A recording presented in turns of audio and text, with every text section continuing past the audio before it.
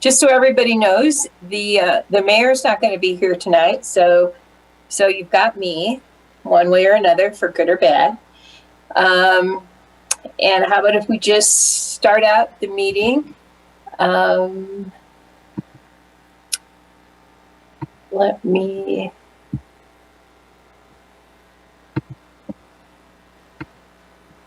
see if we have any attendees who'd like to make a public comment. Anybody, any of our attendees like to make a comment? You want to just raise your hand?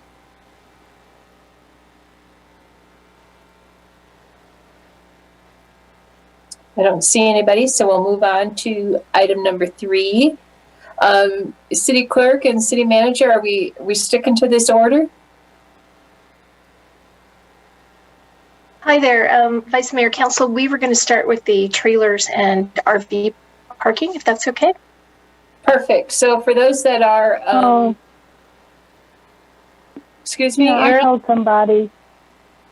I told somebody that was concerned about that it was the second thing on the agenda. Oh, well, I guess they can comment in public comment if you want. Okay.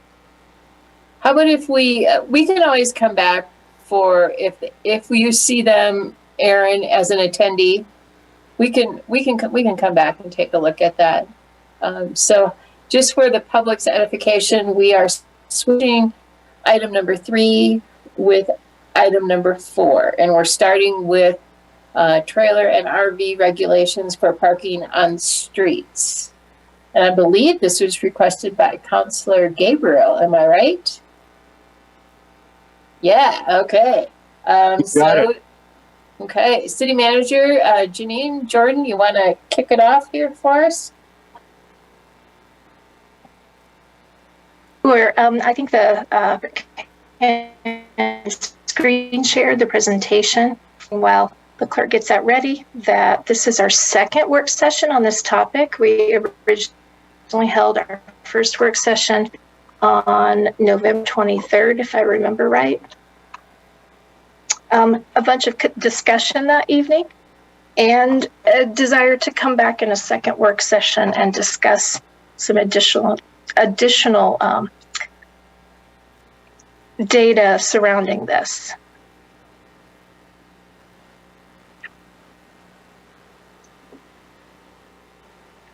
So I'm ready for the next slide.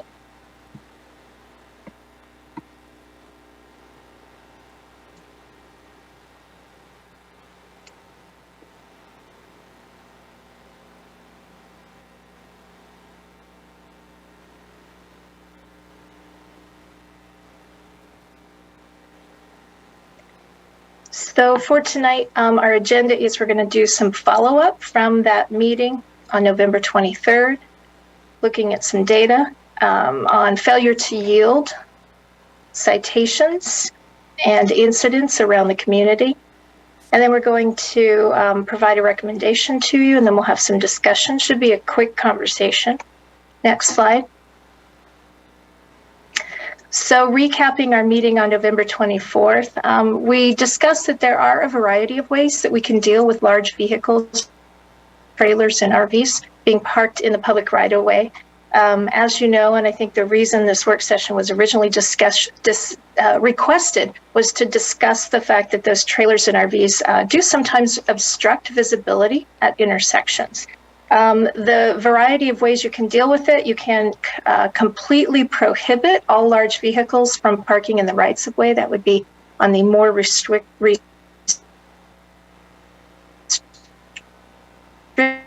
end of the spectrum. You can also then allow large vehicles way accordingly to minimize visibility issues. You can have general citywide regulations, or as I pointed out in Cheyenne, they have site-specific traffic analysis and engineering at some of their problem areas of town, and that would be kind of on more the least restrictive end. Laramie's ordinance, as you know, as it currently stands, is fairly unrestrictive. It does allow for parking in the right-of-way, with almost no regulations sort of guiding where people should park in, near, or at intersections. And so certainly there's an opportunity for some additional regulation of the right-of-ways to accommodate these large vehicles. At that work session, you requested for us to bring back some recommendations using site triangle distances and maybe some recommendations as to where restriction in the right-of-way might be most useful. So what we looked at was roadway classification. That would be arterial streets as different from collector streets, as different from local streets. We also considered one-way streets, thought about historical or narrow streets. That's what we saw in the Cheyenne example. And also put some thought toward congestion that can be specific to certain intersections due to heavy traffic, pedestrians, bicyclists, things like that. Then you also requested the failure to yield accident history. Next slide.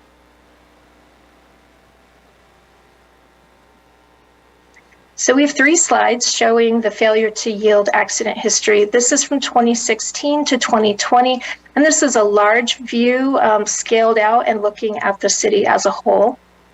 I don't believe that the detail of this data, in other words, not every single dot is important, but I liked this view because it did show you the whole city. Red dots are fatal injuries. You'll note there are no red dots, fortunately. Yellow dots are a failure to yield crash where there was suspected serious injury.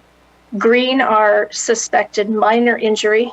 Blue are possible injury. And then just a black triangle is going to be property damage only. So while we do have some of the green and blue and yellow dots, most frequently we have property damage in black triangles.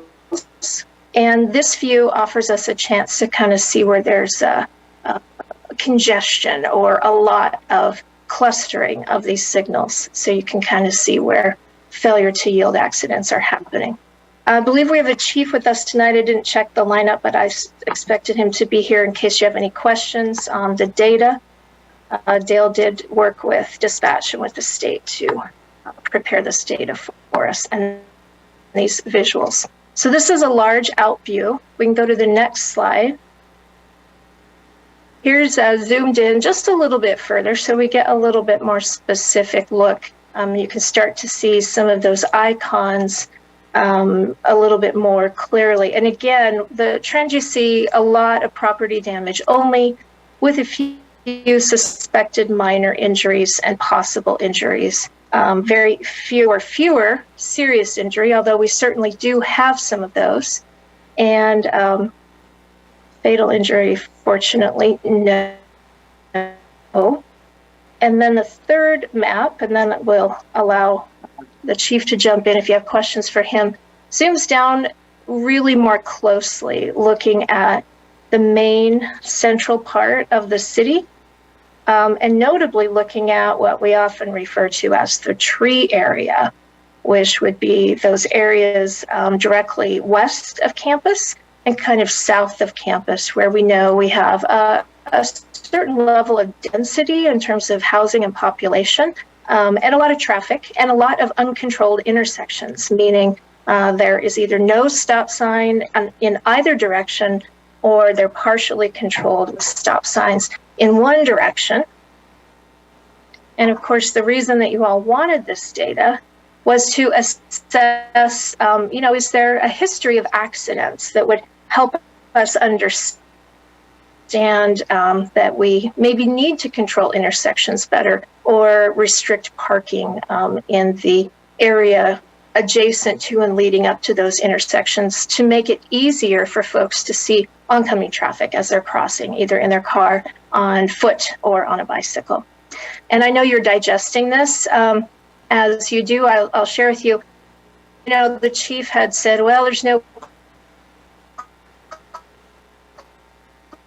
clear pattern here, and I think that's probably true, but I accidents in our community. And I suppose that is somewhat subjective, but that was sort of my takeaway. And I see Dale wants to interject, so I think I'll let him add whatever he'd like to the conversation, and then we can take questions on this accident history. All right, Vice Mayor and Council, I have to counter what the city manager said a little bit. back in the late 80s to early 90s, we controlled most of those intersections in that core area of town, including the tree area. Where we haven't is we failed to continually build out that intersection control over time. So what you see on this slide, most of those are controlled, that area north and south of campus, as well as west of campus down to 4th Street. And so there's a lot of control in here. It really doesn't matter on a failure to yield, because it's hard when an officer investigates a crash to make a determination if somebody outright ran a stop sign or if they stopped at that stop sign and then failed to yield when they were required to do so by law. And that's why the failure to yields come up more often, because if that officer doesn't see somebody run a stop sign, or you don't have witnesses saying that the guy just didn't stop, it's a failure to yield. So I just wanted to point that out, and I would agree with the city manager that there really isn't a history that points to one. I would say that your corridors along 9th Street, Grand Avenue, that's where we see a lot of failure to yields. And that failure to yield can be from a stop sign, or it can be failure to yield from making a left-hand turn. So you'll see up there at 30th and Grand, you got a bunch of black ones. That's probably failure to yield before making a left-hand turn. So that ordinance takes a lot of stuff into account.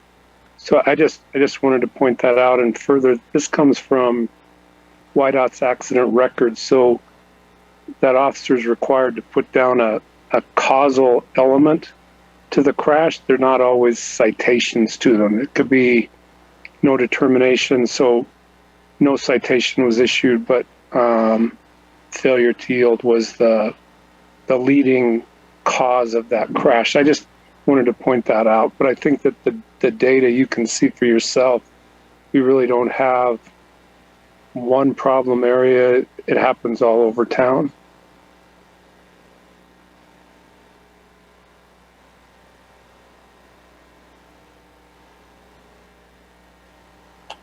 Okay, thanks, Dale. Janine?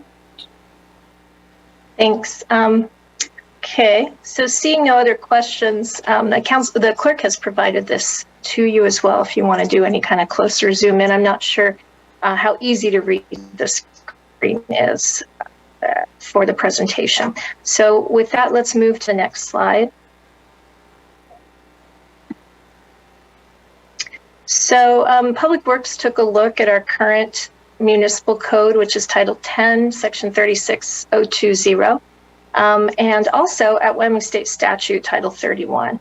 Our Section 10 does appear to have been historically modeled after State Statute, Title 31, but Public Works did recommend that based on kind of the complaints that we've had and the issues that we're aware of and council's concerns, that there is the potential to update our municipal code to better mirror current Wyoming State Statute Title 31 and address some recommendations that they would have. So we were asked to bring back recommendations, recognizing whether there are certain street classifications that might be more ready for some additional regulation. And Public Works did agree that parking distance restrictions for arterial and collector street intersections are probably in order, and a simple modification of municipal code after Wyoming State Statute could affect that change. They're also noting that we should continue the current process that we have for local streets. And that process is that we can modify those local streets by complaint or using accident data. That complaint can be lodged by a resident, by a counselor, or frankly by a staff person who is aware of a situation in their professional capacity. What we do then is paint the curb with parking restrictions, almost always less than what a strict and true site triangle analysis would call for, but we do try to be consistent with YDOT's policy on 3rd and Grand and take into account failure to yield or crash data. So the recommendation would be, yes, let's look at street classifications, sort of upping regulations on the larger streets, keeping local the same. Next slide. And again, for local streets, we would keep the current process. Here's kind of what it looks like. When is it changed? By request or complaint of a staff member, of a resident, of anybody who wants an intersection evaluated. Why? Well, this is so we can make sure that we have safety at those intersections. We do use standard traffic engineering analysis. How? Well, we did traditionally do this in-house. We've been doing out-of-house engineering, hiring folks to do this work for us. In recent years, when we do receive a request or complaint or staff want to queue something up, we have increasingly been using outdoor engineers, and that has, in my opinion at least, caused our timeline to be a little bit longer, but we've been doing that out of necessity, really, because using outside engineers seems to gain more traction with the public, with traffic commission, with council, with other people, than oftentimes we do it in-house. And unfortunately, we hear often from members of the public about some perception of bias by staff, that they're being biased or maybe not impartial enough. So allowing those outside engineers to apply this same analysis, but through their lens, does seem to bring some validity to the process that unfortunately isn't always perceived to be there when we do in-house analysis. Unfortunately, we gain some validity through that process, but I think sometimes it does lengthen it out as far as timeline. So we would recommend continuing with that. Seems to be working on those local streets. Next slide. So Brooks is here, and I don't necessarily want us tonight to go into the gory detail of reading these proposed changes, but I did include this here just to show you that if this seems like a suitable solution for council to move forward with, the text in red here is sort of generally the little tweaks that we would suggest to your current Title 10 of Municipal Code mirrored after that statute to attain the changes that we just talked about. This has not been reviewed in its entirety by the City Attorney's Office. Look at it, they generally do agree with it. However, I say that only because they may want to further refine the language that is suggested here by staff in Public Works. We have the Public Works Director here. I'll let you know also, Council, if you were to find this recommendation suitable to make modifications to arterial and collector streets, we simply don't have the capacity at a staff level to implement these changes over a single season or really even in a single year. So what we have proposed to do, if this seems like something you'd like to pursue, then we will put together a 2 or 3 year implementation schedule where we'll go out and do the painting of the curbs at the intersections at arterial and collector streets over a 2 or 3 year period and phase this in across the city that way. So it would not take effect fully probably for at least 3 seasons, 3 summer seasons. And I can't think of anything else I wanted to tell you, so I'll ask you to ask any questions that you might have of Brooks at this point in time. Not sure if we have engineering staff here also. Yes, we do. Eric Japp is with us. And I'm also happy to answer any questions before we turn it over to Public Works.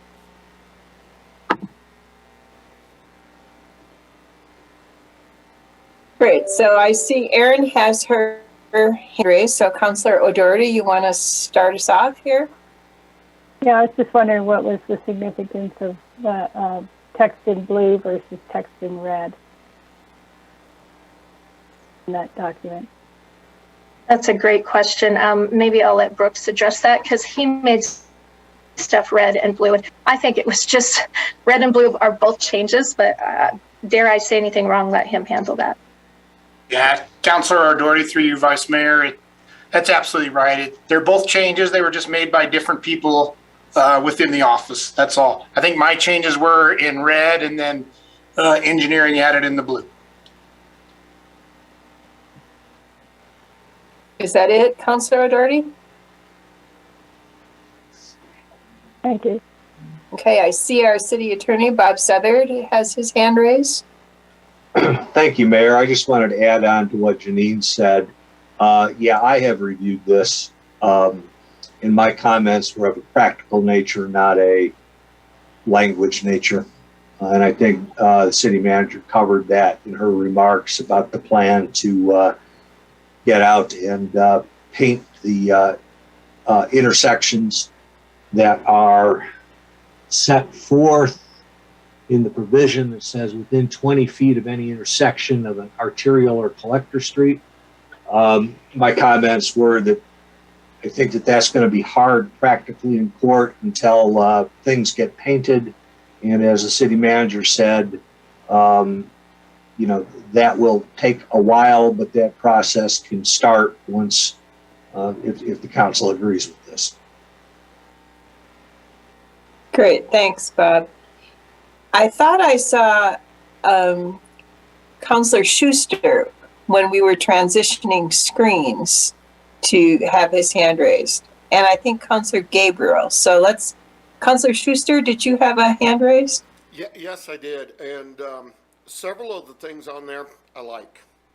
The first one would be B that was on there that says no camper or trailer can be parked on a sidewalk.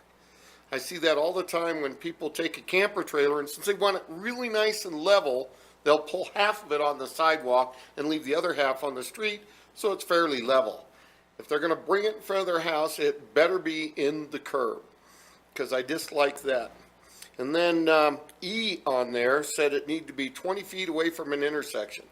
I don't care what part of town it is. When they have it too close to the intersection, that is when it's a nightmare. I remember Pat had problems with one that was on Curtis and about 18th, and I saw that same one. It actually stuck out from the curb a little bit on the other intersection because they had it right on a corner, and it made it absolutely terrible. L, they had L over there, and it was not parking it on a grassy lawn or anything like that. And I kind of think I joke about it and say that I am a redneck, but I don't have any cars ever on my lawn. Done. End of story. So I've seen several people that do, even over in my section of town, will park a personal vehicle or something like that up on their grassy area. And I just don't even think that looks good. So I really liked B, which was on the sidewalk. E was 20 feet from the intersection, and L was not parking things on a grassy area that isn't designated a driveway or something like that. Because yes, I have seen people that build a graveled area for storage where they have a gate into their backyard and put it alongside their house. I don't have a problem with that. When they park it on grass and just don't care, then yeah, I've got that problem. And I will make it statement for the record. Yes, I have a car trailer because I do a lot of work on vintage cars. And yes, I do have a very nice camper, and neither one of them are in front of my house unless I'm going camping that weekend. So yes, it might spend one day there in front of my house, not on the curb and not on my lawn. But yes, it might be there for a 24-hour period while I load it up to go camping. Thank you. Thank you, Counselor Schuster. Counselor Gabriel. Thanks, Vice Mayor. This is wonderful. I really am encouraged to see this coming before the council. I went the other day to look at 13th and Spring Creek once again, and that one trailer is just, it's beyond me that we would allow something like that. It's just so dangerous. You can't see at that intersection whatsoever if you're southbound trying to get onto Spring Creek at 13th. I've talked to Brooks about, the yellow zones, especially around the university. I think that's so important that we take a look and maybe prioritize some of these. Safety of pedestrians, bicyclists, motorists, it all hinges on, whether or not you can see through the intersection.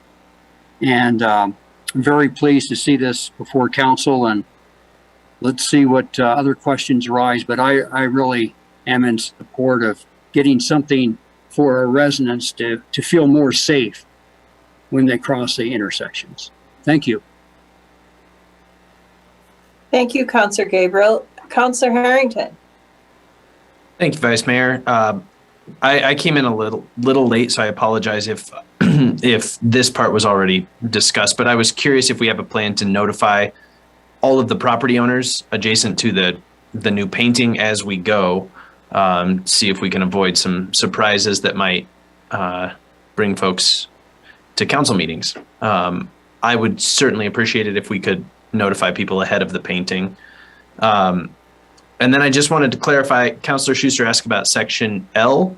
I just wanted to ensure that we weren't preventing people from having like a gravel driveway or something like that to park their trailer if they have space for it on their lot.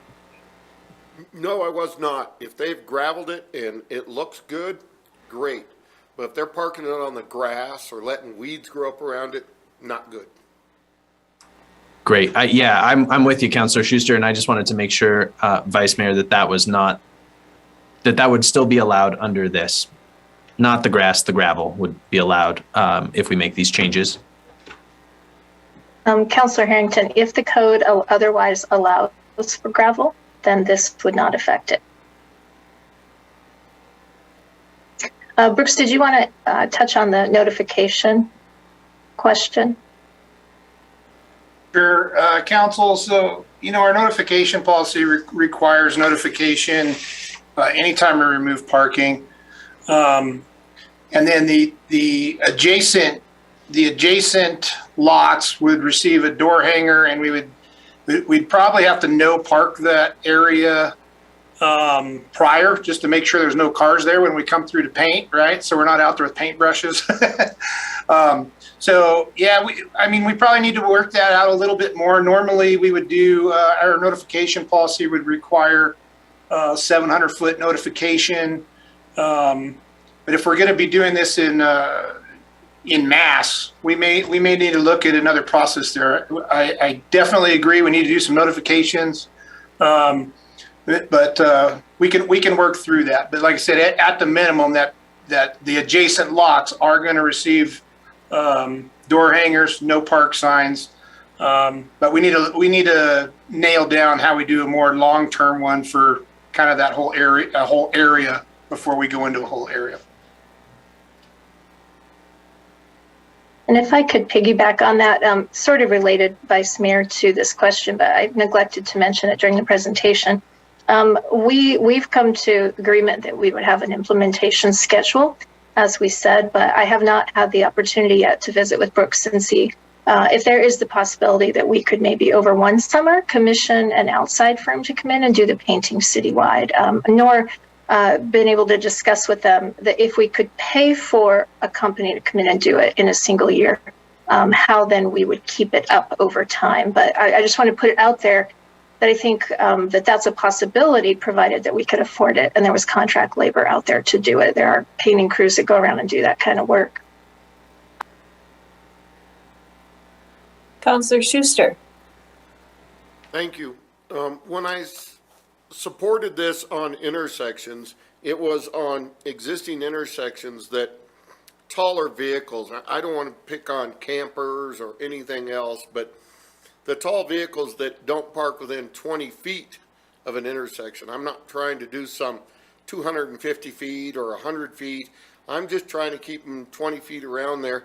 And I'll tell you, in some intersections, it's just as bad because of shrubbery and things like that, that you can't see out an intersection from growth of trees and shrubs and stuff like that. And I've seen sidewalks where you have to almost go on the grass because the sidewalk is half covered with shrubbery. So, I mean, we've got about a bunch to talk about. Now, being on council as long as I have, people tease me about that. We have done this camper and trailer ordinance now, considering removing campers, allowing campers, not allowing trailers, all this stuff. This is the third time it's been brought up since I've been on council. So it's not like it's a new thing or anything else. I don't want to outlaw campers. I don't park mine there. I have made arrangements. I have a spot that I park mine, and it's not in front of my house. And like I said, unless I'm going there, it's going out camping. But it just, if you go on 15th and go clear to the north end of town, you're going to see next to that school property that's completely undeveloped, you're going to see 25, 30 campers just lined up in a row down that section there. And I mean, people are loving that for a storage area. It's not blocking anybody's view or anything else because it's just dried weeds and sagebrush out there. But I don't know what we need to do. I wish everybody had made arrangements so their camper's nice and stored inside a locked gate, but that's not always the case. And so I'm kind of wondering, are we worried just about site intersections, or are we going deeper than that into it? Thank you. Thank you, Councilor Schuster. Councilor Harrington. Thanks, Vice Mayor. To Councilor Schuster's point, that actually sparked a thought I had specifically about parking campers in sort of or large trailers around parks. I guess I don't really have a significant issue with the free parking area that Councilor Schuster referenced. It's probably not bothering anyone. But I think around a park, it does sort of degrade the experience to some extent and make it more difficult for people with, particularly with kids, to park near the things they want to park. And it makes it more dangerous if, a kid were to walk out into the street. So I think in general, I would be inclined to include parks in some of this conversation. I don't know that it would be attached to this, more site triangle. Probably shouldn't use that word since it's not specifically a site triangle, but this intersection conversation, I don't know if it's the right place for it, but I'm not so sure storage of large vehicles and trailers near parks is a good idea. Thanks, Vice Mayor. Yeah, thank you. Councilor Cumby.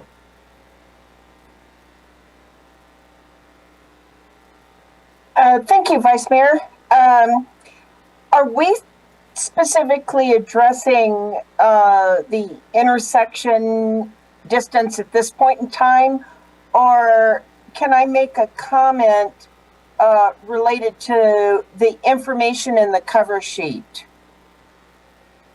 on the municipal code? Just go ahead. I think we're pretty relaxed. It's a work session, so. Okay.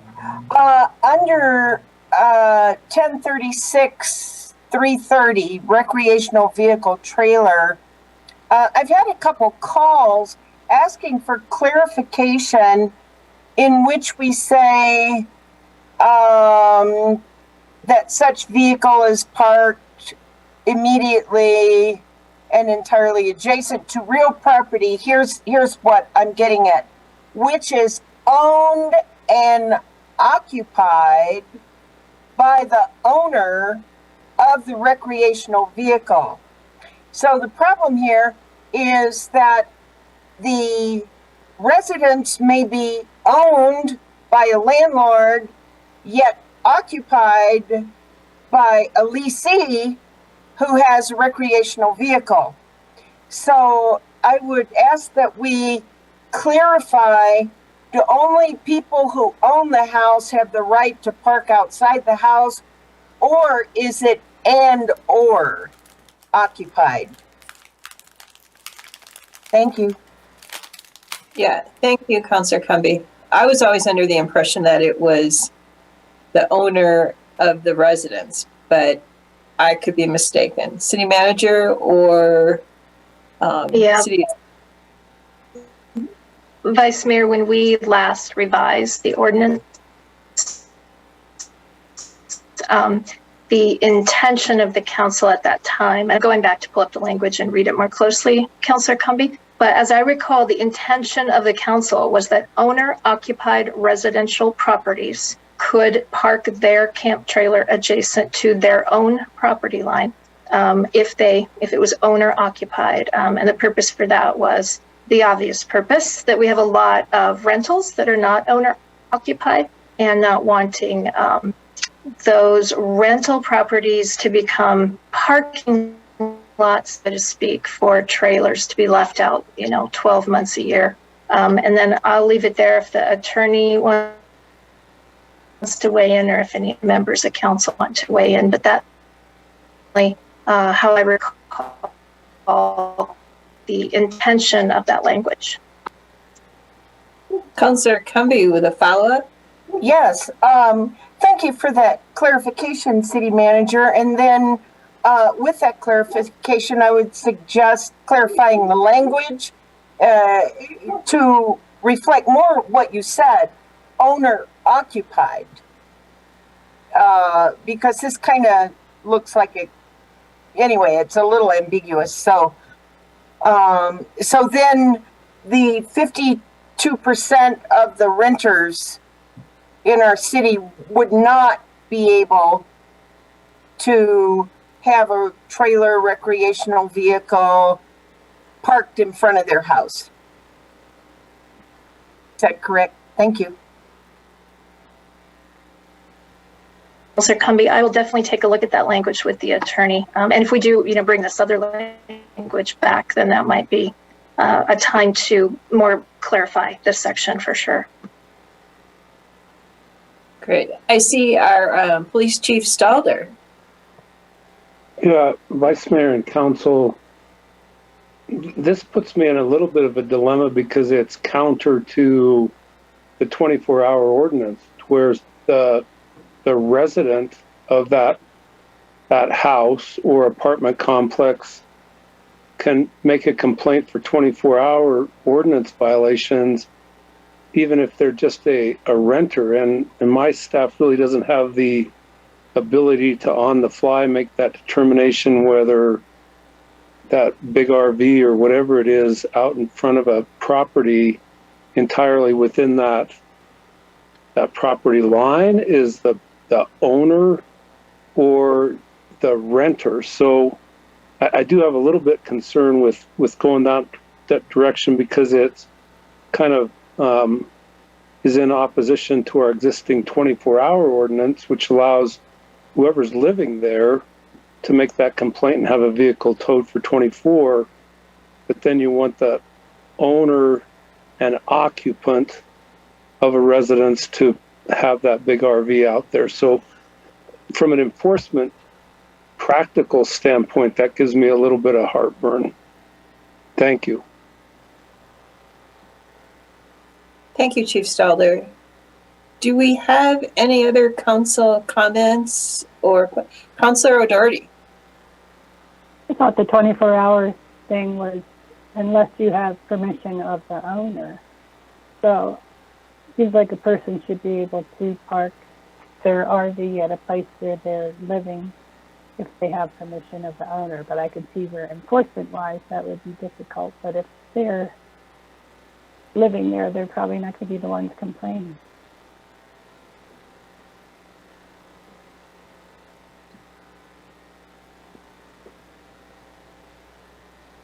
That's all. Okay, great. Do we have any other comments or questions?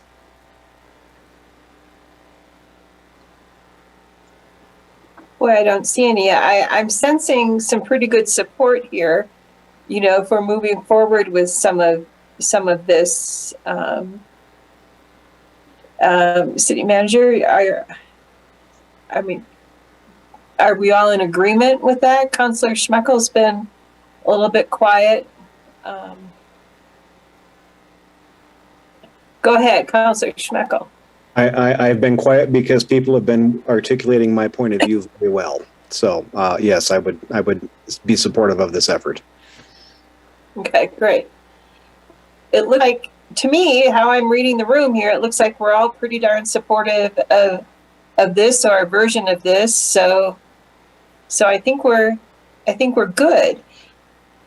Is there any other comments from city staff, or can I move on to 3A for members of the public? Okay, let's bring Brett Glass into the room. He's had his hand raised. Sorry, go ahead. I think Councilor Gabriel had his hand up. Oh, I missed him. Sorry. Councilor Gabriel.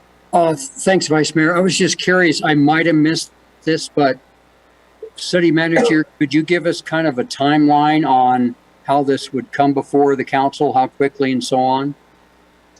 Yeah, I'd be happy to kind of wrap up for us. So through you, Vice Mayor, Councilor Gabriel, we could bring this back within the next few weeks for a first reading. There would be 3 readings on this as it is an ordinance change. What I've heard is that Council are generally amenable to the recommendations we've made.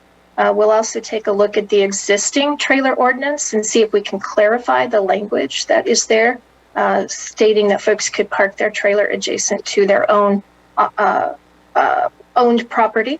And then also we'll take a look at restricting parking along parks, similar to how that ordinance already restricts them around fire stations. But yes, we could probably have it in front of you in 2 to 4 weeks. And I'm hedging a little bit just because I know workload's pretty heavy in Public Works and in the city attorney's office. So we'll just say in the next month, that's okay for a first reading. I think what's important though to remember is we won't be actively enforcing this until we get all of the intersections painted. So we'll only enforce where we have painting until we have the whole city painted. Okay. That's great. Brooks, go ahead. Yeah, Vice Mayor, I wanted to ask, this was back to Councilor Harrington's question regarding parking around the parks. I'm wondering if the ordinance that includes the 24-hour next to your own property resolves that issue, or are you looking for more restrictive than that?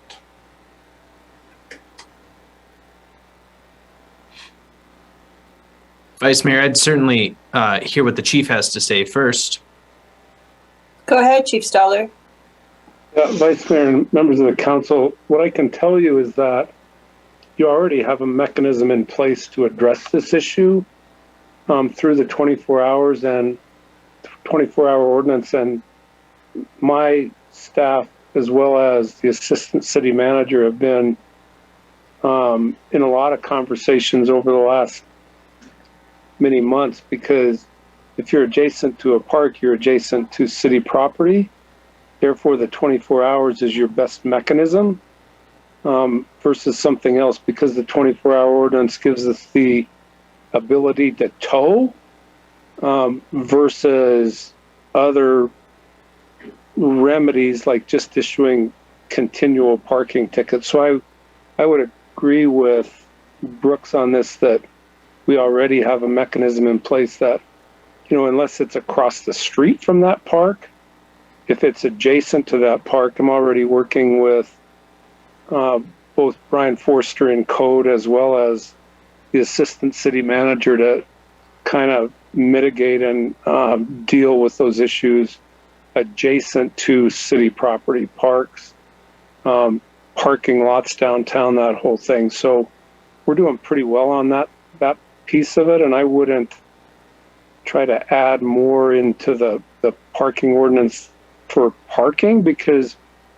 I can't just tow for any parking ordinance. I have to issue citations and then let that adjudicate itself. So I think our mechanism through the 24-hour ordinance is by far the better option. Thank you. I could piggyback on that, Vice Mayor. I agree with the chief that the tool we have does work, but it does strike me that a lot of the times we're seeking to use the 24-hour rule to get vehicles removed that are, say, impeding our ability to do maintenance or mowing or something like that in the summer. So I would like to talk to staff a little bit about the usefulness of having a proactive ordinance that just says you can't park more than 24 hours, a big thing like this, next to a say city park, simply because it impedes oftentimes staff's ability to get our job done. And yes, we can get that thing removed after a week of using the 24-hour ordinance, but it might just be easier to come to you with a recommendation, if you approve it, to just not allow parking for more than 24 hours next to a park in the first place. Then we don't even have to bother the police department. So I'd like to talk with staff a little bit more about that. Okay, that makes some sense to me. I see Councilor O'Doherty. Yeah, I think the 24-hour rule sounds reasonable. We would like, if people are passing through Laramie and they want to enjoy our parks for a day and stretch their legs, I think that we want to, let them park by the park short term. Thanks. Great. Councilor Schmeckel. Thank you, Vice Mayor. I guess this question might be for the chief. My understanding, as you just explained it to me here, is that the 24-hour rule only applies to city property, and that wouldn't account for like school district property or anything like that. Is that correct? Vice Mayor and members of council, it applies to anybody's property. So when Councilor Schuster mentioned that area way out on North 15th where a lot of these trailers park, that's adjacent to school district property. If the school district made a decision that they wanted those to be removed, and they made that complaint, and 24 hours is complaint driven, and then we confirm that that's the property owner, then we would mark that and at a minimum 24 hours later come back and remove those vehicles. So it's a private residence, it's a renter who lives at an address, it can be the school district or the city, and there's certainly leeway, and we're always well outside that 24 hours, which Councilor Schuster mentioned. You know, when he wants to load up a trailer to get ready to go camping, I could park there for 24 hours, maybe 30 hours, 36 hours. So it's just the abutting property that we check. So school district could have those removed anytime they wanted, no different than the city. And frankly, through the assistant city manager and code enforcement, we've been a lot more proactive on that over the last 6 months or so. If I may follow up, I'm concerned or not curious if people outside of the school district could report vehicles that are abandoned next to school district property as currently written. I'm thinking of a particular incident where a vehicle was abandoned outside of school district property, but it had to sit there until the tags expired because the school district didn't make any calls on it, and it was sitting in a residential area. Something like that, if that's something that might be addressed in this, or if that's not even appropriate. Counselor, the way the 24-hour ordinance is written, it's that property owner,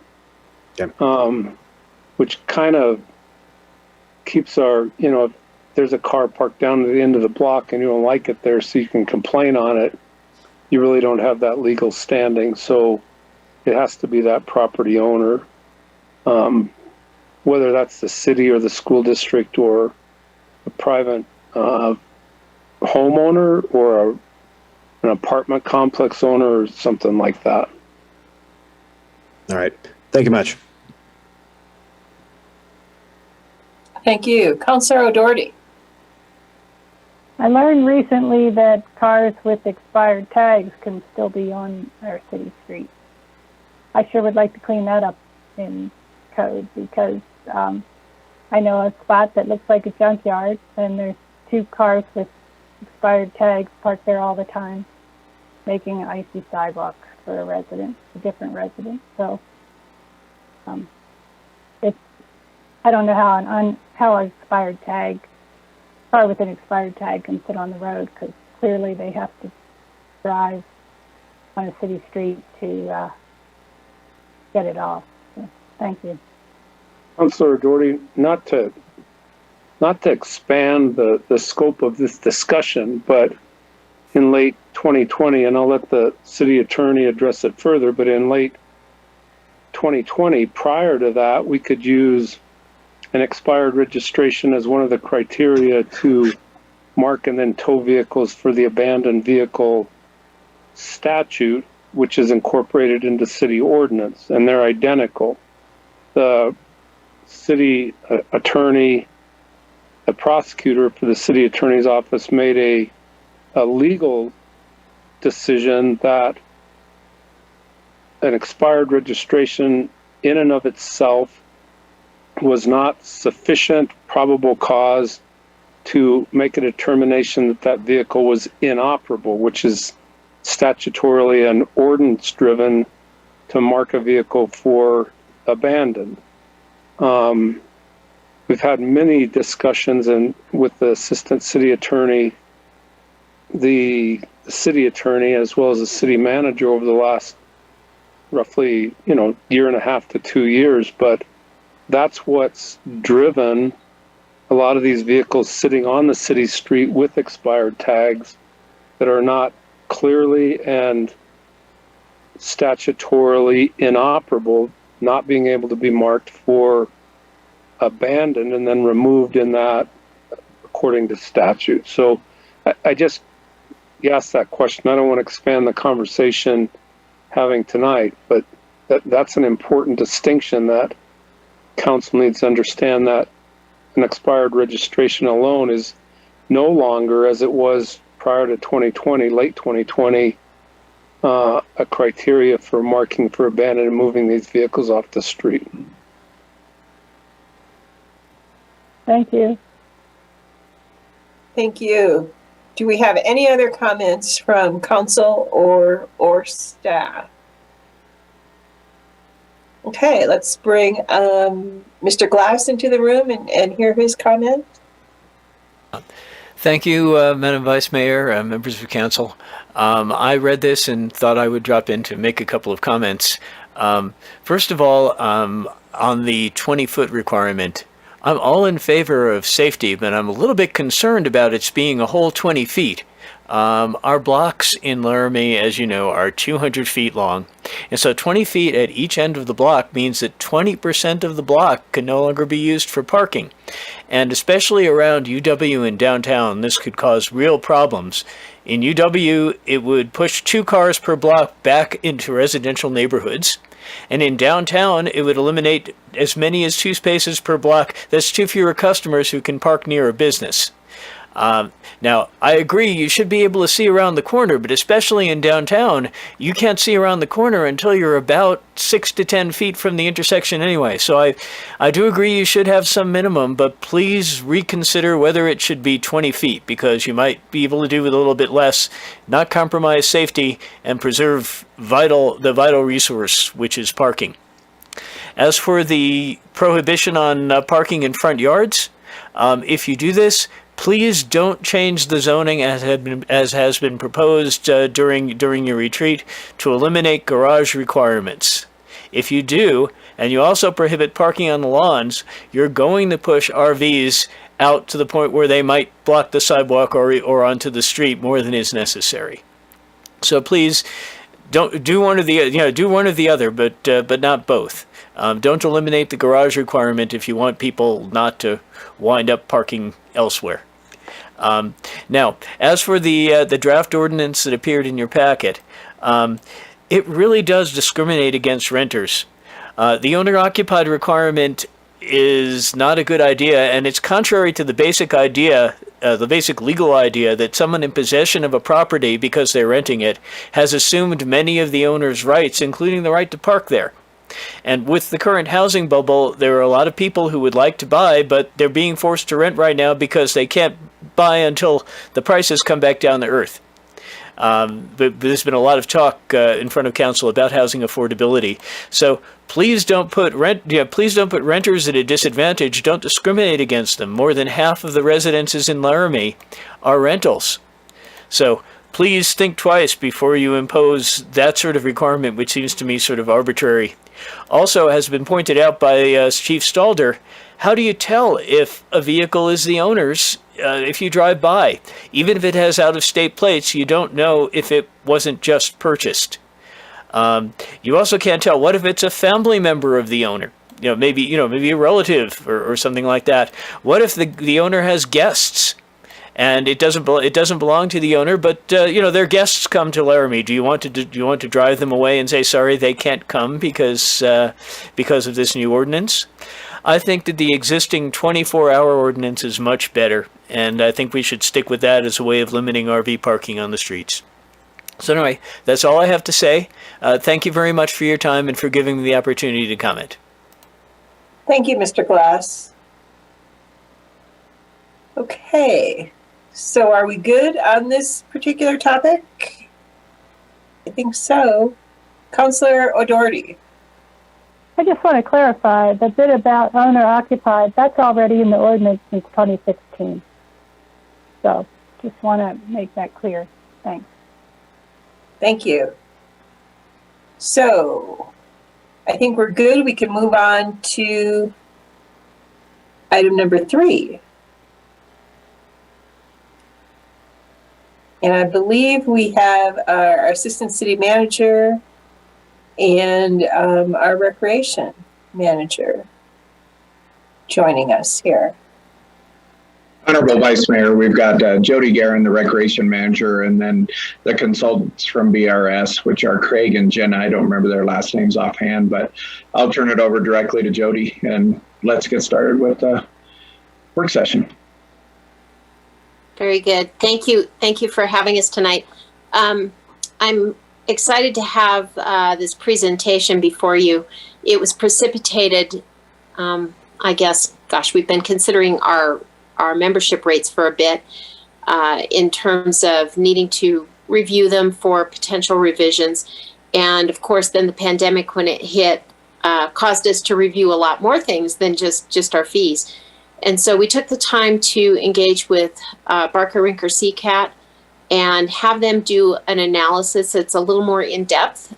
It takes a look at our holistic operations as well as our fees as we contemplate our next round of master fee changes. So my hope is that tonight we can discuss all the potential implications of the review that they did and the recommendations that I'd like to bring forward in the next few months, so that when we hit hopefully summer, maybe fall, we have revisions before you that, or I guess I should say, revisions to be implemented, because we usually like to get them out and approved and then give the public a little bit of time so that we can get them implemented in a sensible fashion. So with that, I asked if they would give you a little background on themselves and what they do and why they're here tonight. So I'm just going to turn it over to them.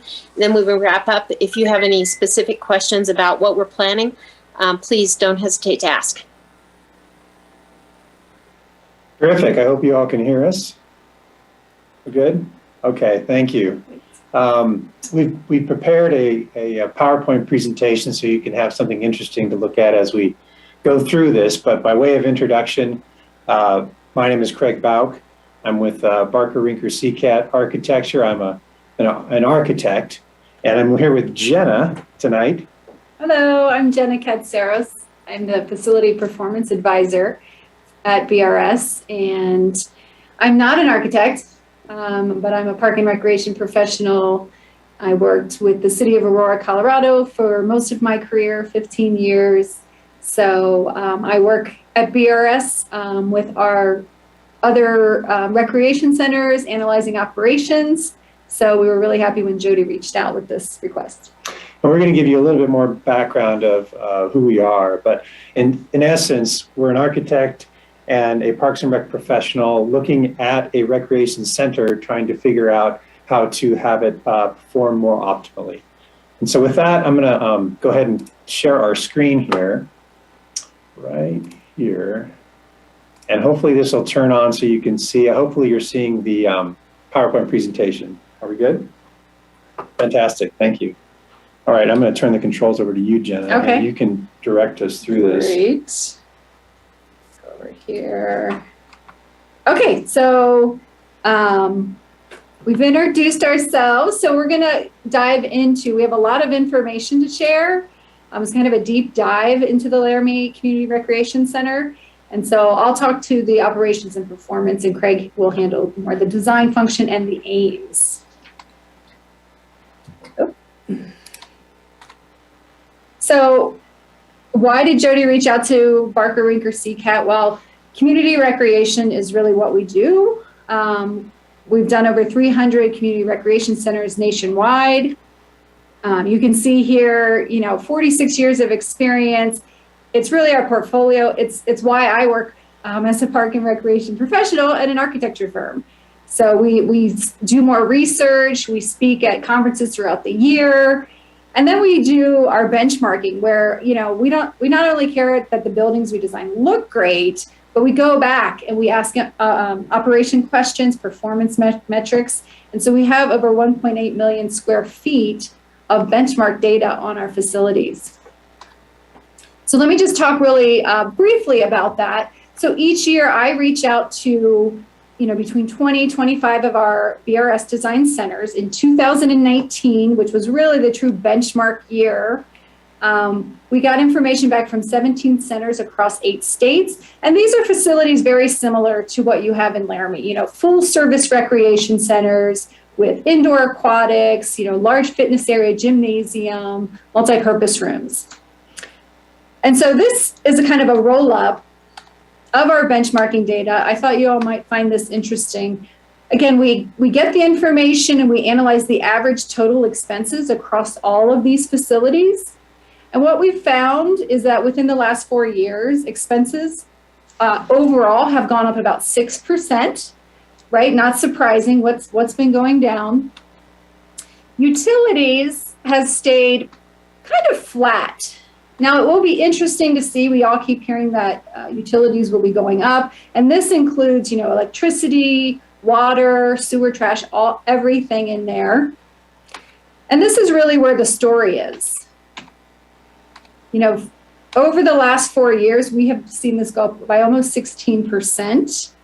And now, in 2022, it doesn't take long to see what other people are paying. This is probably going to go up even more because community recreation has to compete with all those other providers in your communities that are offering, pretty high wages just to attract talented staff.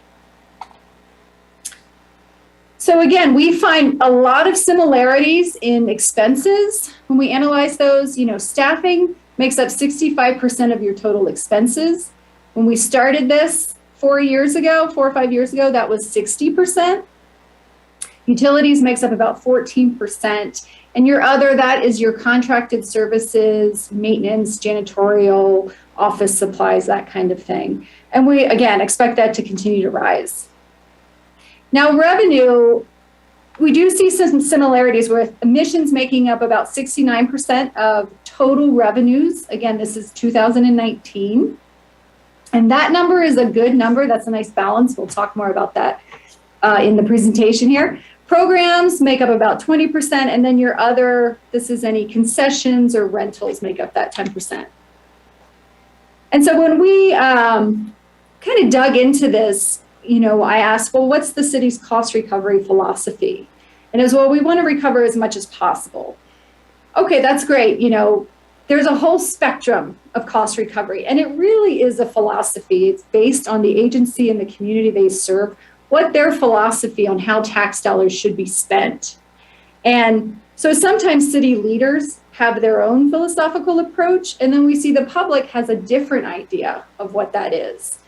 And you can see on the spectrum, you can achieve 100% cost recovery, but sometimes that excludes some of your population who just simply can't afford to come. So really what we work with people, across the nation is where is that? What is your philosophy? Where do those two meet? So this, I had to throw in a chart to try and confuse everyone. This is a square footage chart. This is all our benchmark facilities from 2019. The square footage is the blue bar, and then the dots are the cost recovery. And so what this really shows is that it's all over the place. We say you're a success if you're meeting your cost recovery goals, whether that's 100% or not. So you can see kind of like midway on the axis here, Olathe Community Center. That's a similar size facility, but it's a completely different service area, different, market in Olathe, Kansas. And their cost recovery goal is to achieve cover all of their expenses. So it's $9 to walk in the door in Olathe Community Center, whether you are a child, an adult, or a senior. And that's their goal. So I say all that, and I preface it with this, because everything has changed. 2020, obviously, is really not a benchmark year. Now what we're tracking from 2021 is how it rebuilds, right? What does it look like in this new landscape? Okay, so that's a little about our benchmarking. So Jody reached out and, it's been 17 years since you opened this facility. So we were tasked with evaluating the operations, looking at your service area and your market in Laramie, and then a specific request on the member fees and inclusions, talk about future planning, and then we worked with the steering committee to talk about aims and how do we align the community aims and the city council aims with what the community center is providing. And of course, you know, as Jody, I think, mentioned, how do we re-engage our customers who their habits shifted during the pandemic? How do we re-engage them and get them back into this amazing facility? So the reason, this is how we accomplished it, you know, reviewing financials 3 years prior to the pandemic. The city produced an online survey that they pushed out to everyone in their database. So we analyzed those results. The market analysis was a big part of this as well. And then we came out and we talked with Jody and her staff. We did our visual assessment ourselves and got input from the key stakeholders and the staff. And of course, put together all of those findings. You know, it was a lot of, you know, I see this, I notice this, and I wonder why, right? It's kind of like opening up your budget to somebody else to ask questions about how you do things the way you do. And of course, the recommendations, that's the report that you all have, which includes all of these components. There's a lot of information in there. Like I felt like I worked at the community center because I was so entrenched in the information. So this is what we're going to dig into tonight. And here, this is the executive steering committee we met with. We spent 2 mornings with them in June. And so some of you on council here remember that meeting, as well as Janine, Jody and her colleagues as well. They were all part of the steering committee. And we had a lot of, you know, open, honest dialogue that led to the aims. So when we talked about aims, this was a bit of a new concept, not necessarily for you. I'm sure you've all been through it, but oftentimes when we go into facilities, you know, this conversation isn't part of a specific facility. There's usually community aims, there's overall aims within sort of a council leadership group. But when we get to a specific building, we oftentimes don't get to have this conversation. So because we were coming in 17 years later, we thought it was appropriate to sort of re-ask certain questions. You know, what is this facility supposed to do? What does it mean to the community? What does it mean to individual citizens? What does it mean to the identity of the region? You know, how might it have changed? We're going to find out, as Jenna's going to share, that the market definitely has changed. I mean, the people that are showing up and wanting to use and take advantage of this facility are a different breed than they were 17 years ago. So that begs the question, what are some of the things that this facility can facilitate? So we collected all the information from the steering group and the staff, and it boiled down really into these 4 areas, which we determined could be aims. There were many comments and goals around customer service, operations, perception, which is, I can explain that a little bit more, and then sort of outreach. And they all sort of fell into these categories. Now, these are the ways that we categorize these, and we'll show you how some of the recommendations later can get you towards reaching some of these aims. But the customer service aim, what we boiled this down to is a focus on personal touch points. And what that meant is that for many people who are either within the facility as operators, staff, and such, but also as users, what we heard is that the connection with the people and a direct connection was super important. And so we wanted to focus on ways with which that experience could be memorable and positive. In terms of operation aims, there was a lot of, I would say, misalignment, or maybe a better way to talk about it is there has been just a lot of change between what the original maybe operational goals were for the facility and where it is now. And so that could be just the way the budget's organized. It could be just a perception of how people think the budget's organized. In any case, we wanted to do a deep dive into the finances and make sure that the goals within the budget really reflected community goals. And that could, you're going to see that could play out in terms of how we price using the facility. For example, the perception aim. Where could this fit into our modern lifestyle of what it is like to live in Laramie? And the words that we came up with right now are that the community center should be viewed as an active lifestyle hub. And what that means is that it goes beyond the perception of just being a quote unquote recreation center. And yet it's a place where you come for all aspects of quality of life. So that could be community building, socialization, as well as education. Those activities are already happening within the recreation center. So from a perception point of view, the recreation center could be seen as a place where you come to find about all things related to quality of life. And we had to dig in and sort of talk about what that could mean. But that is a really big goal. The next was an outreach aim. And I think the goal here was, and this is pretty universal with everyone we talked to, is that we wanted to maximize participation. And what that meant is we had to develop our empathy for who wasn't showing up. Who are those people that maybe don't find value necessarily in the offerings, and how can we better understand that and switch and change and adapt so that they found value and we can increase participation that way. So that's the beginning point. Now, I also offer that we were there for a couple of days, and so this was an initial conversation, and the real goal with even having a conversation around aims is that if we do a good job of thinking about these large aims, every single year we can revisit these and develop specific strategies on how we might achieve these aims.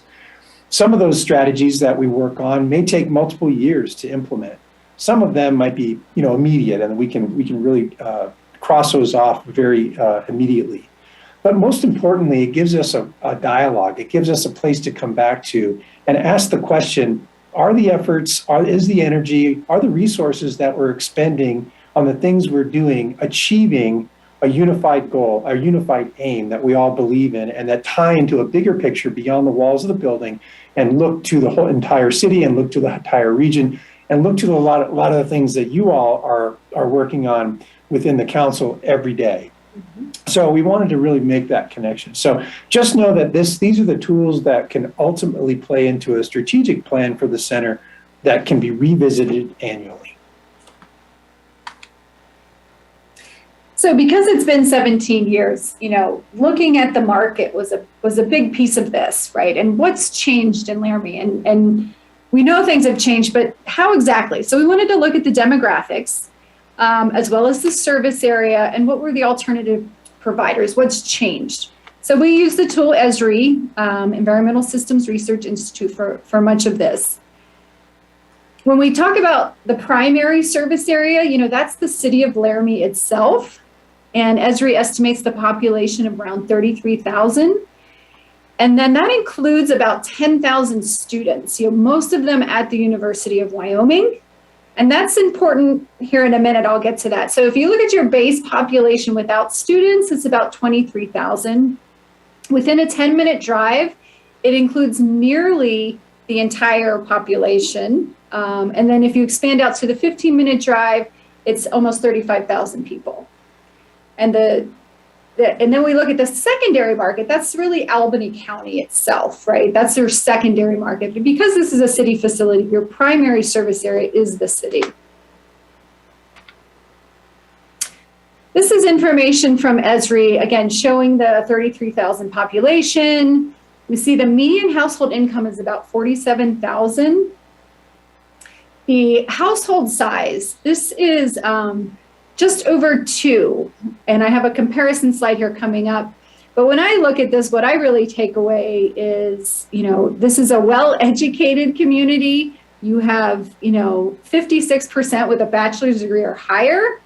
And the median household income, now that's 47,000, but I think that's really being driven by your student population base. So if we look over to the right, it shows tapestry segments. And this is, think of tapestries as ESRI's way of describing neighborhoods, okay? It describes your neighborhood based on demographic and socioeconomic characteristics. And we'll dig into all 3 of those. So when we look at the population by age, this is the breakdown. And then the table on next to it shows how Laramie compares to the US. Now the median age in the US is 38. This is showing Laramie at 27, but again, that's really being driven by your 44% of the student population base, which has a median age of 24. The household size over the US, households are getting smaller. People are having less children or not having children. So that continues to drop, but it's quite small in Laramie by comparison. And then again, the education piece, has a much higher percent of education as compared to the rest of the US. But when we think about the population, so many of those 15 to 19-year-olds and 24-year-olds, those are your college students, right? So when we started to think about who are the members, what is our target here to serve? Well, it's really that 56% of the population. And if you look at 56% of the 23,000, you're taking out your 10,000 for the University of Wyoming, it's roughly about 13,000 people that you're targeting. Now let's dive a little bit into tapestries. This was something I know the Executive Steering Committee found really interesting. I always find the tapestries interesting to see if you can identify with them. So this is showing, 44% of your population, they are, enrolled in college or they work for the college. They're renters, non-family households, and of course, they're digitally engaged. In style, now you can see this is 20%. They have a higher median income and a higher median age. But these are couples or singles without children. Okay, they are planning for retirements. And again, they're connected to their mobile devices.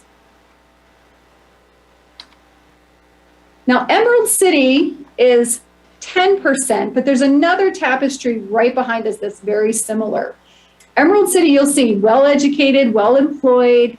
They're single-person households and non-family types. Okay, mix of renters and homeowners, love learning new things, and they spend long hours on the internet. And you can see there, their median age is 37. And if you see that blue background, it talks about the life mode. If you can see that, it's called middle grounds. That's kind of how Esri clusters these tapestry. You have another tapestry very similar to Emerald City called Bright Young Professionals. It's also in that middle ground. It's a little bit younger, median age at 33, and a little bit less median household income at 54,000. This is your professional work, white collar workers. So it's couples, but there's an above average amount of single person households and single parent households. And they tend to be more renters than homeowners. They're physically active. And look at this, they get info from the internet. So you're starting to see a theme with the digitally engaged community. So let's look at where Esri is showing us these tapestries are at. The color code matches the map there. Now I added in a couple smaller tapestries. College towns and kind of that army green on the right. That's very similar to a group called Dorms to Diplomas. And their median age, you can see it's 9% of your population. Their median age is 21. And their median income is about $17,000. These are your true, college students, first-year college students. So combined, that makes up 53% of your population. These other two, I added the young and the restless at 4% and old and newcomers at 3%. What sticks out to me is that they're single-person households and renters. Old and newcomers are singles lifestyle on a budget. So when we look at that, we say, okay, well, what does that tell us about your market? Well, I'll get to that one second. What else has changed in Laramie in 17 years? Well, Acre Recreation Center is now available to all of those University Wyoming students and staff and faculty, right? Craig and I toured it when we were there. It's a 140,000 square foot facility. It has a very expansive fitness area, cardio area, 5 gyms. It has a pool, many wellness rooms. So, a third of your population has access to this now. And it's pretty remarkable. So, they're probably not coming to the community center. And this facility did not look like this 17 years ago, right? The university, I think, just renovated it recently. What else changed? Well, the Laramie High School just built a new high school like 5 years ago. And they have this amazing indoor aquatics facility. I think it's like 15 lanes and several diving towers. This is, you know, the University of Wyoming swim and dive team uses this. Of course, the high school, you know, the Laramie Swim Club, I believe, uses it as well. And from what we learned, you know, one of the reasons that your community center has that lap pool is because the school really wanted to use one. So now they're not. So that's a big change in your market. So here's the current alternative fitness providers. You know, I've noted that Half Acre and their pool is on there, but of course that's limited to the public, right? You all have the only publicly accessible water, and it's very popular. Now, we don't know how many alternative fitness providers you had back 17 years ago, but it probably was maybe the same, maybe a little less. My guess is the community centers act as an incubator for some of these, and a boutique specialized fitness. And that's okay. That's great, actually, because community recreation centers tend to be that introductory level, get people interested in fitness. And then if they really want to take it to the next level, they can go sign up for a CrossFit membership as well. Most of these boutique fitness places really don't cater to, you know, older adults and people who just may not be comfortable going into that kind of setting. Or families, right? Or families, right. But when we look at your market summary, so taking all of that information, you know, we know that there are digital lifestyles in your community, right? We're all on Zoom here. You all have your your devices. Your community is dialed in to their electronic devices, right? And we're not saying there are not families in Laramie. There certainly are, but the data just doesn't show that there's a ton of them. And same with the students. You know, we know there are other universities and colleges in town besides the University of Wyoming, and some of them have partnerships with the community center. They're coming, but there's a lot of them that are just excluded from your market because they have access to Half Acre. So really, your largest chunk of market are these 30-something-year-old professionals, singles without children. Now, they do tend to have less disposable income. And then you have the older, you know, 40, close to retirement, 50. And we've also heard that there's a senior housing development going in across the street from the community center. That's going to become an even larger market for you, especially as your community ages. And we also heard at our focus groups that many people are retiring in Laramie. So, any questions about that market analysis before we get into the design? Does that resonate with what you guys were thinking was where your market was going, or where your users are going? Yeah.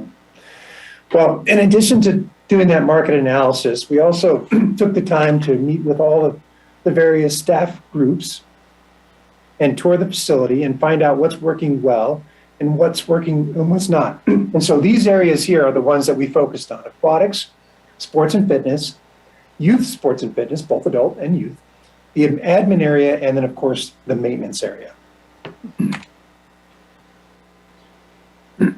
So what we were looking for are what are the design things and what are the functional things that are working. And what we're going to do is we're going to briefly, there's more information in the report. We just picked some of the highlights to share with you tonight so you can get acquainted with our methodology. And then we'll get into some of the recommendations that we found. But in terms of a nomenclature, we've got our thumbs up for what's working well and the red for what's not. Also in the document, you'll find a map where we went through and we took all of the recommendations and we located them and co-located the notes so you could orient them as you walked around the facility. So just know that. And then with each of the recommendations, we gave kind of a price in terms of the amount of effort, resources that it would take to do some of these recommendations by $signs 1, 2, and 3. We, of course, couldn't put specific numbers to them because each would be time dependent, depending on when you implemented them. And each would need to be developed and designed before we could do that as well. But it's order of magnitude. So again, back to our our focused approach, and we tried to associate that with each aim. So just note that you're gonna see these little icons on the right. They're gonna be associated with some of these recommendations. So in combination with what we did empirically by going around in each of the spaces and speaking with staff, we also took the information from the public survey. So this was conducted by the staff, and then we collected and collated and included these inputs too, and they played an influential part in some of the recommendations that we had. So for example, this is one of the questions. If you are a facility user, what areas or activities do you use most frequently? And then what you can see right away is the pools. So even though, as Jenna pointed out, we do have the new high school pool, and it is taking away some of the competitive users and the diving and all those other things, it's still seen as one of the value points that you can offer. Now you have outdoor aquatics and you have indoor aquatics, both competitive and leisure. And there's updates that are planned for that, and people really value that. One of the reasons we think that the value is there is because you're offering warmer temperature water too, which is we found to be one of the most inclusive things you can do and has the widest appeal to a number of people. That sort of temperature differentiation is not what you're going to find even if you're a competitive swimmer. That's going to be a cooler body of water at the pool. So that reinforced some of the recommendations as we were moving through the aquatics areas. So what's working really well in the aquatic area? Well, the block time programming. Do you want to describe that, Jenna? Yeah, so this came out of COVID and having to know who was coming into your facility and monitoring them. And it's worked really well because if you have your precious lifeguards that everyone nationwide is desperate to get, if you actually have them, you want to make sure people are showing up and using that piece of water, right? So we've seen success with all of our benchmark facilities, and most of them are keeping the block time programming. And part of it is they simply have to because lifeguard staffing has become so dire. Right. Learn to swim programs are always going to be an important part of any program, and they're not usually offered from the private sector, and so it's obviously strong in your community as well. And then the Recreation Center has done and invested in some planned updates, and so there seemed to be a lot of buzz and excitement about those plans. In fact, this rendering was given to us as part of those updates. So again, there's a lot of positivity around that. In terms of what's not working well, over and over again, we heard the question of storage. We wish we had more storage. Now, it was fun hearing a little bit of the stories about how the design of the Recreation Center was evolved. And what we learned is that the lap pool was added very, very late in the game. And so some of the planned storage, which was, diligently allocated for, had to be reallocated when that pool was added sort of at the last minute. Well, now that has been 17 years and that problem still hasn't been solved. And so storage is still a challenge. And you'll see if you went there today, there's just inadequate storage. You see here, there's some play equipment and some other things for use from other programming areas. There's just no place to put that. And so that came up over and over again. Another challenge was just, and this really came from both the staff, but also from users, was the idea that the locker rooms and the pool spaces, a desire to have them be cleaned more frequently. But again, I think that's potentially a staffing challenge. That's just a matter of getting enough people in there. And then, because of COVID, I think this influenced this because there was some irregularity as to, how frequently people were going to be using it. Sometimes it was used very heavily, other times not. And so I don't know if that particular issue was one that was consistent throughout the whole 17 years. It's just one that's currently there. And so anyway, the idea of cleanliness came up over and over again. One of the challenges, it's a 17-year-old building, but it did affect customer service satisfaction, was the water temperature of the showers. Now, you think that might be something easily solved, but the technology that was embedded in the walls 17 years ago was such that it's going to take a lot to get that fixed. It's just the valves and everything are old enough now where it's not something that can just be easily repaired. Believe me, you've got some amazing crew there that have tried every MacGyver way to do it. They themselves take a lot of pride in what they do, and they're very frustrated themselves that they can't provide that consistent water temperature, but it comes up consistently in the feedback of your customers. And then finally, continually training new staff. That's just a challenge Again, keeping staff, finding staff, the seasonality of, you bring a bunch of staff in for the summer and then they go away. And from a customer service point of view, just understanding a consistent level of customer service from a consistent level of staff. It's just a very difficult thing to manage, especially during that. So some quick recommendations, 3 ideas. First was that because your lap pool is no longer being used consistently for any sort of competitive swimming events, the bleacher area is a significant area on the pool deck. It's what we're recommending is that those bleachers be removed. They are not being, they're not serving a purpose right now of any good use. It would open up a ton of space. That space could be converted and closed and used for a whole number of things that would be useful, everything from a new maintenance office and maintenance space. We'll talk about that a little bit later. A place for activity room, such as parties and such, that could take advantage of the pool deck and bring in new users. And obviously some of that extra storage that we've been desperately needing for so long. That's, again, you can see, and I won't go through each of the aims, but you can see where that one ticks off a lot of boxes in terms of how it could help with many of your aims. Enhancing cleaning protocols in the locker room and pool deck. Again, that's just a consistent commitment to figure out how to do that. That may turn out to be over time a renovation of the locker room. As the materials themselves get older and older, it becomes difficult to make them look good. They may actually be perfectly clean, but because of their age, they just don't look it. And I think you're familiar with that with your own homes even. It's difficult to make them look the way you'd like them to be.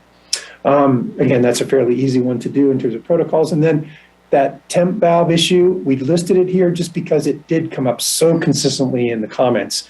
And again, that's not an easy fix, but one that would be very important and especially easy to do if you decided to renovate the locker rooms and tackle some of these other challenges.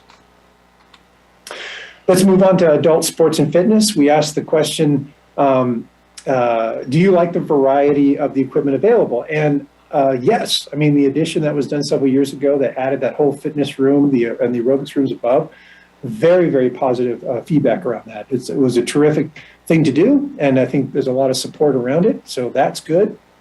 The things that are working right, a lot of support for those studio spaces. They thought they were really right sized.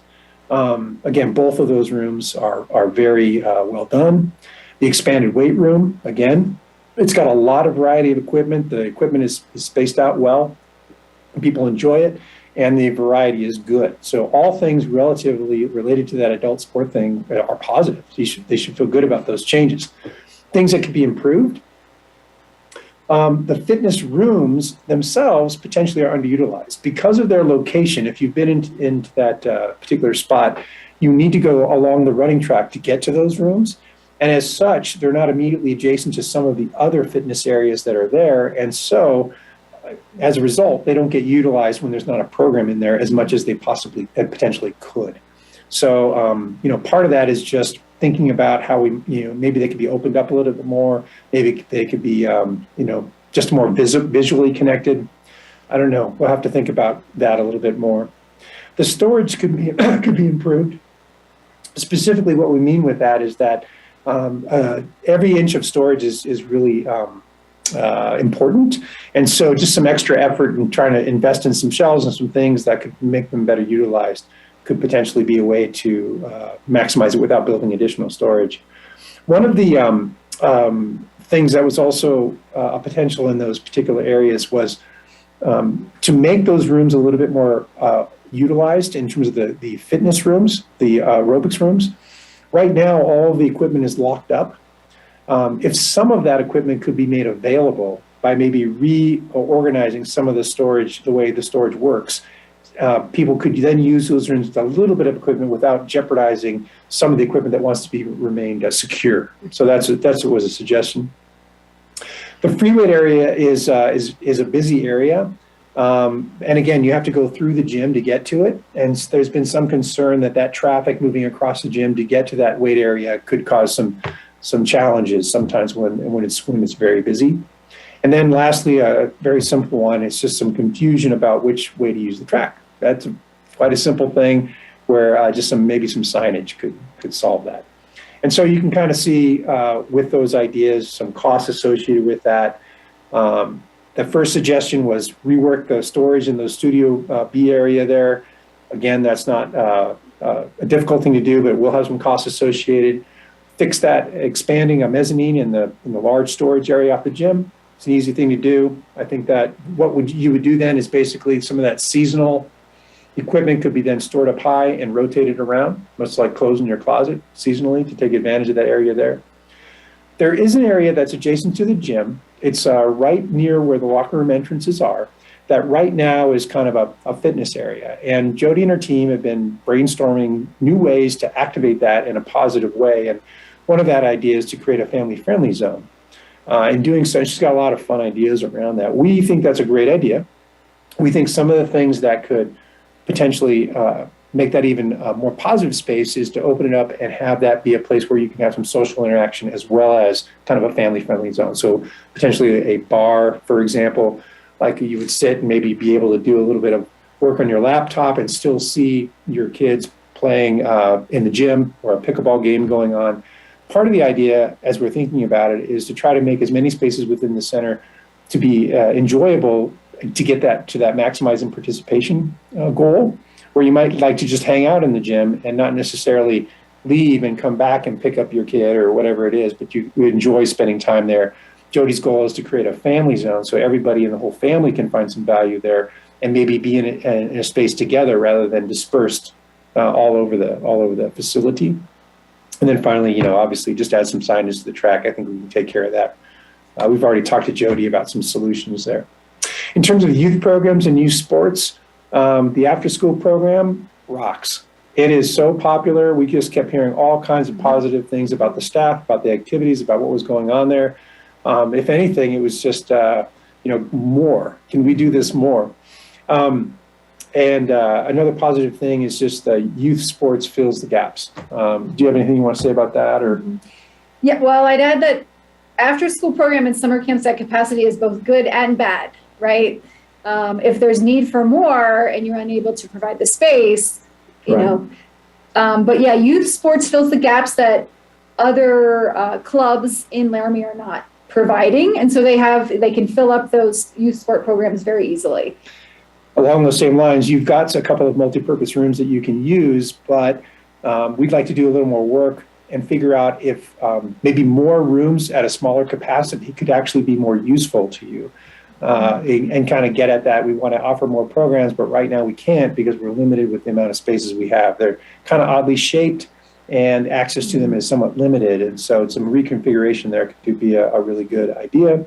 Another thing is that the gymnasium space is at a premium. That's a negative because there's always a need for more. The pickleballers want to use it. The people with drop-in want to use it. And of course, all the program people want to use it. Summer camp wants to use it as well. They love to have that big open space. One of the relief valves that Jody and her team have been using is they've been going over to the ice rink and using that for some of their programs, which is a great idea. But again, it sort of removes them from all the resources and things that they have at the rec center. And so there's an operational challenge as soon as you start doing MacGyver solutions like that. And so it's really that large volume gymnasium type space is there's more need than you have capacity for right now.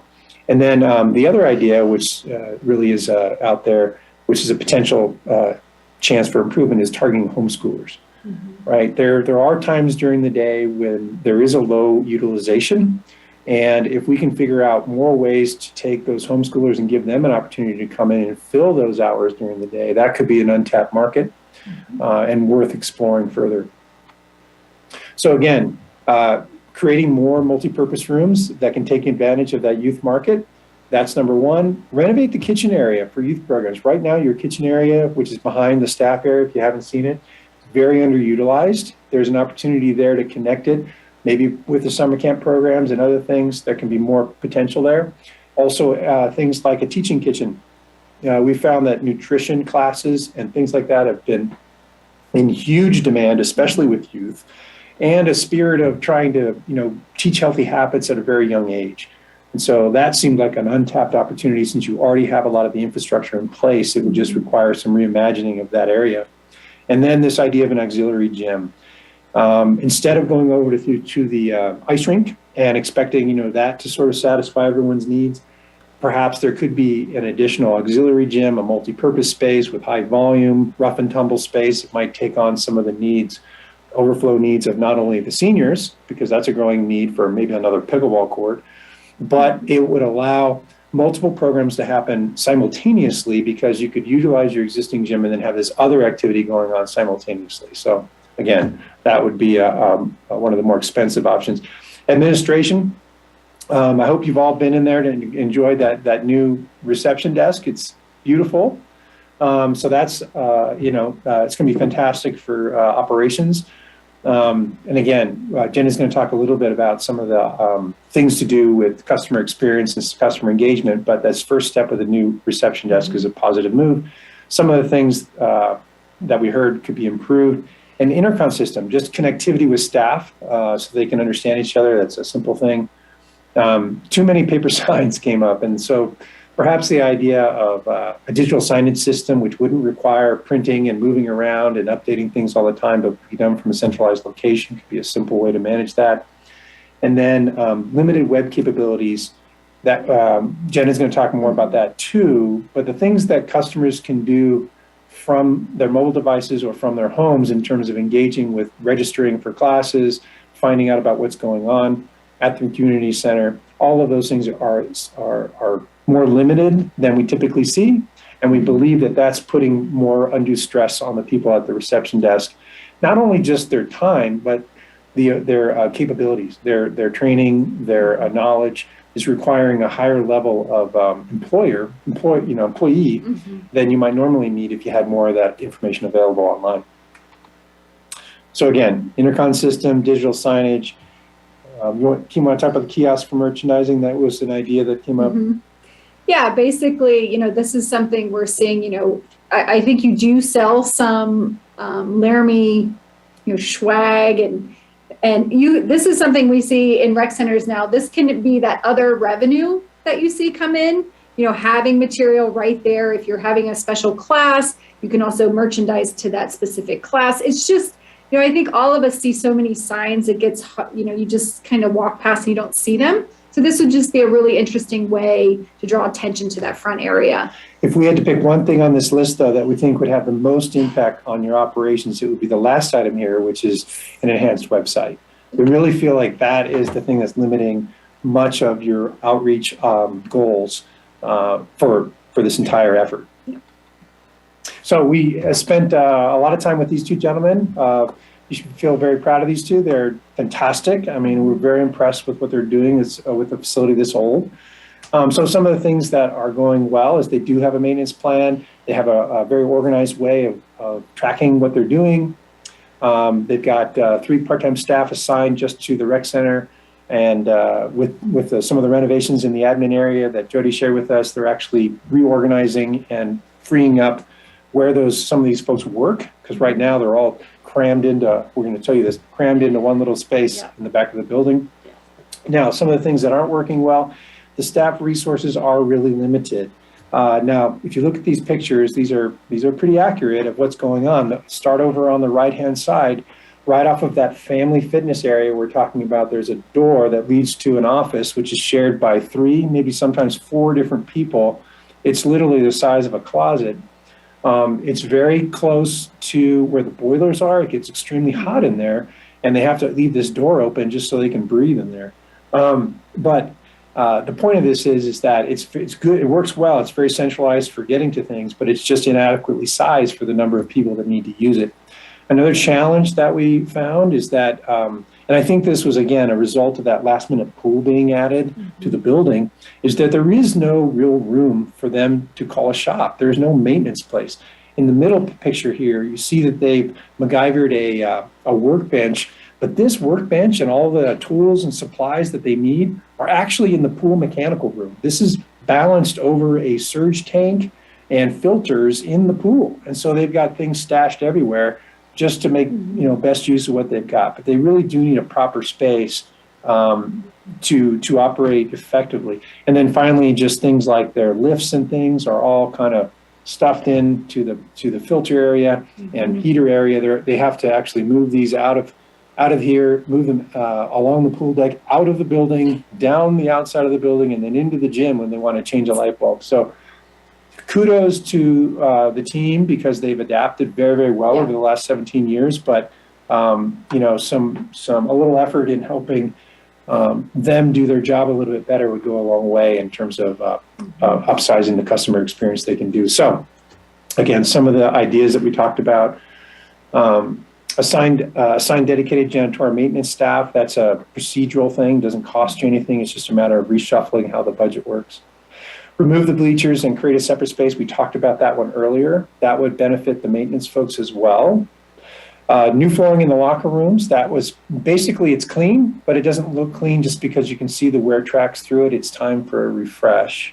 And then finally, once again, that temperature control valve re-engineered came up again because a lot of the effort and time the maintenance spends is working on that specific issue. They can never get it done and solved.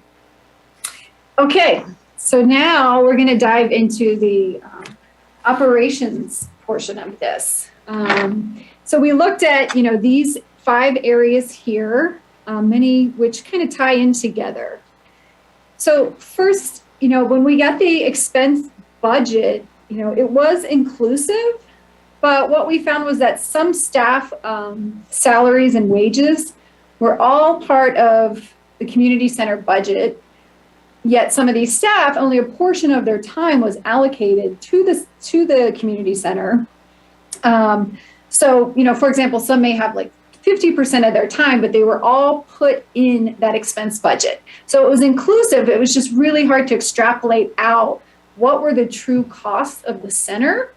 And you need that to look at what are the direct operational costs, for example, of your leisure pool and your lap pool. How much is it just for those aquatic staff for that facility? So it was all kind of lumped together.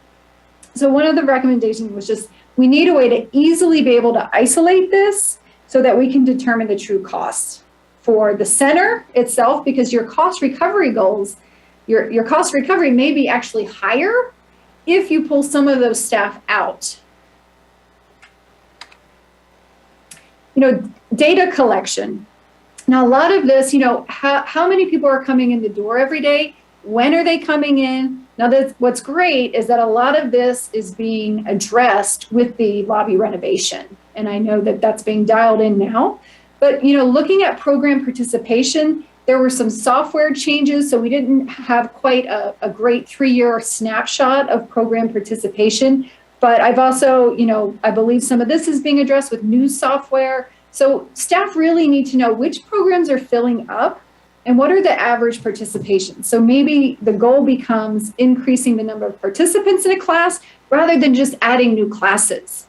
So, you know, good software system will allow you to look at track all of this program participation. And like we talked about, I can't really stress enough how much pride they take in the facility, but they just said, we're just spread too thin. We just can't, it like pained them to say that. And so, you know, we know that there are 3 part-time custodians who work 40 hours, but they come in before the center open or after it closes. And this was one of the things when they told me that, I went, what? Why? So, you know, I know when I go to the community rec center, I want to see people cleaning, right? Especially now. You need to come in, they need to know when to come in and clean those locker rooms, right? This center operates, it's actually at closer to 100 hours now, the last time I checked. You know, these community rec centers are not like most public spaces, right? They are large volumes of spaces. They operate 100 hours a week. There's over, I think, 250 some work orders a year. Most of them, half of them come from the community center. I mean, that's a piece of equipment is down, or the control valve isn't working for a certain shower, everything. So they have a lot, you know, and they are also responsible for all of the city facilities. So the full-time employee can be called away from there. And now you just have the provisional staff coming in after hours. So, you know, really a facility of this size needs that direct manager a full-time maintenance person assigned to that community center, and then they can manage the custodians who come in based on those peak times that are now being tracked. Customer service enhancement. So, you know, outlining your staff expectations, you know, I tell everyone, think about the place you go that has the best customer service. What are they doing? You know, and whatever they're doing, if you like it, then write it down and put it in your staff training manual, right? Do you expect people to greet, to stand up when somebody comes in? Do you want them to ideally say their, you know, thank you and say their name? Do you want them to be acknowledged when they leave? If you do not tell them, a lot of times staff just don't know, especially younger staff. This is not, you know, customer service is not intuitive to everyone. This can also really help with staff turnover. If it's written down, then it's accountable. You can set the expectation, be really clear about it, and then you can easily review it and refresh it. It keeps your brand and your message really consistent.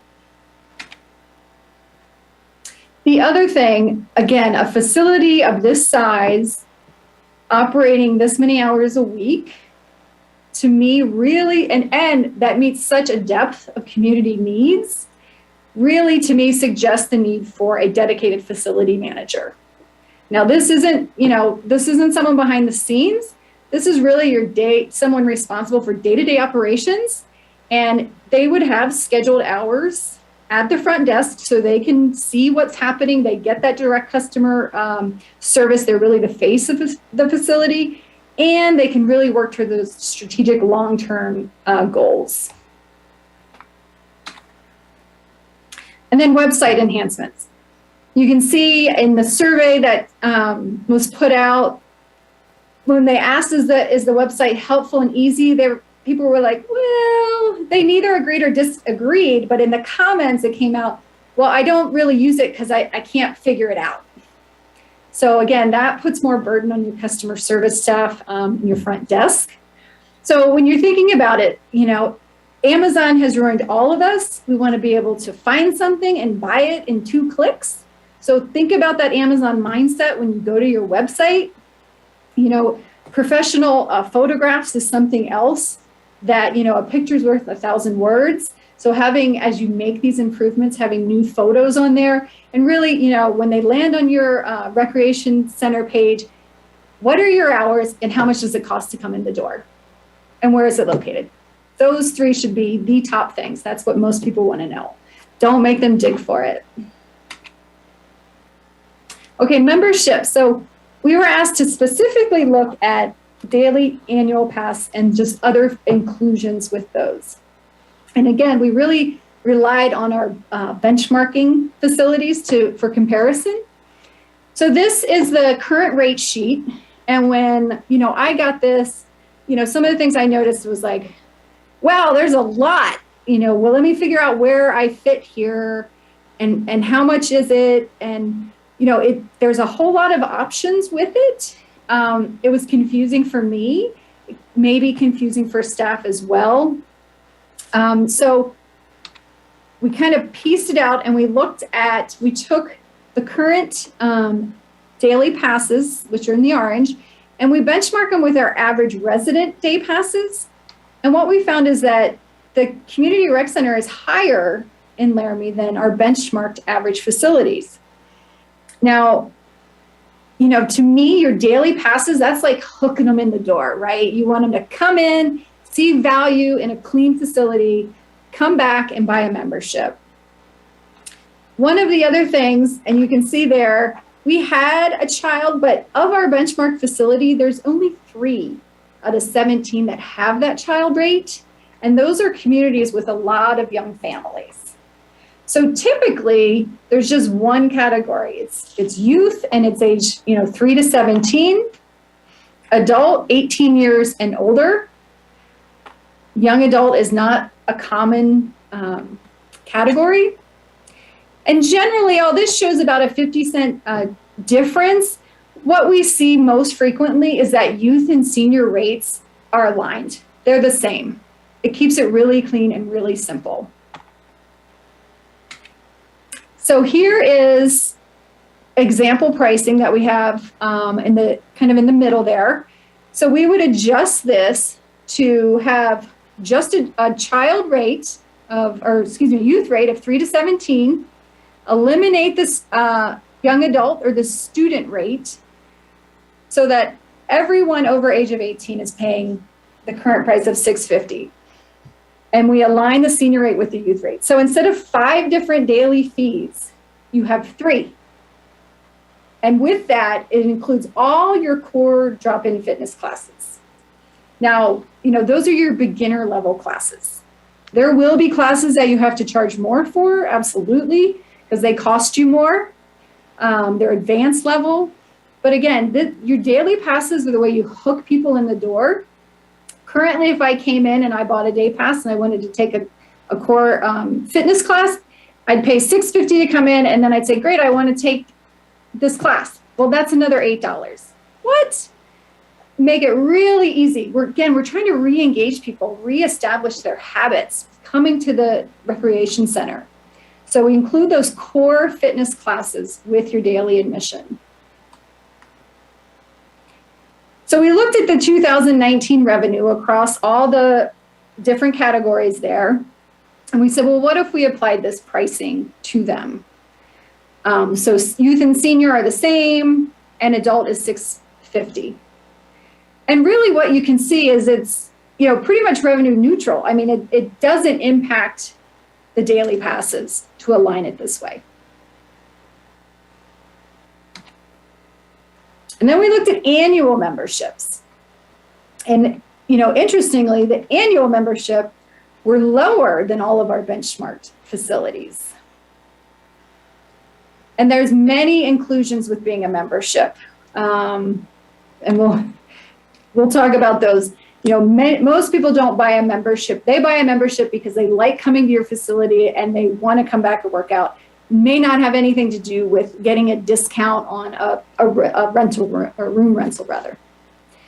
So Household was the #1 seller of annual memberships. And Steph said, well, yeah, people can do the math. You know, for 2 adults, it's cheaper to get a Household membership. In fact, if I have a family of 4, that's great. That costs me the same as 2 people. In fact, if there's 6 adults in my house, it costs the same as a couple. So what this does, and what we saw in the comments, is that the adult couples feel like they're getting gypped. They're like, why am I paying the same as what a 6-person family pays? So it's just a perception issue, right? It is cheaper for them to buy that, but they feel like they're being overcharged. So we took all of that, and you can see on the far right column, this is what, you know, our example pricing would be. You know, you simplify the age categories. Now there's a paid in full discount. To the right, you can see the monthly. People can do the math. It's going to cost them more if they want to go month to month, because it costs you more to operate it, right? You have to process the monthly charge every single month. It is a discount. It is an incentive to just pay in full. And of course, and in the report, there are policies that you'll have to develop around that for, you know, the 10% who may try to take advantage.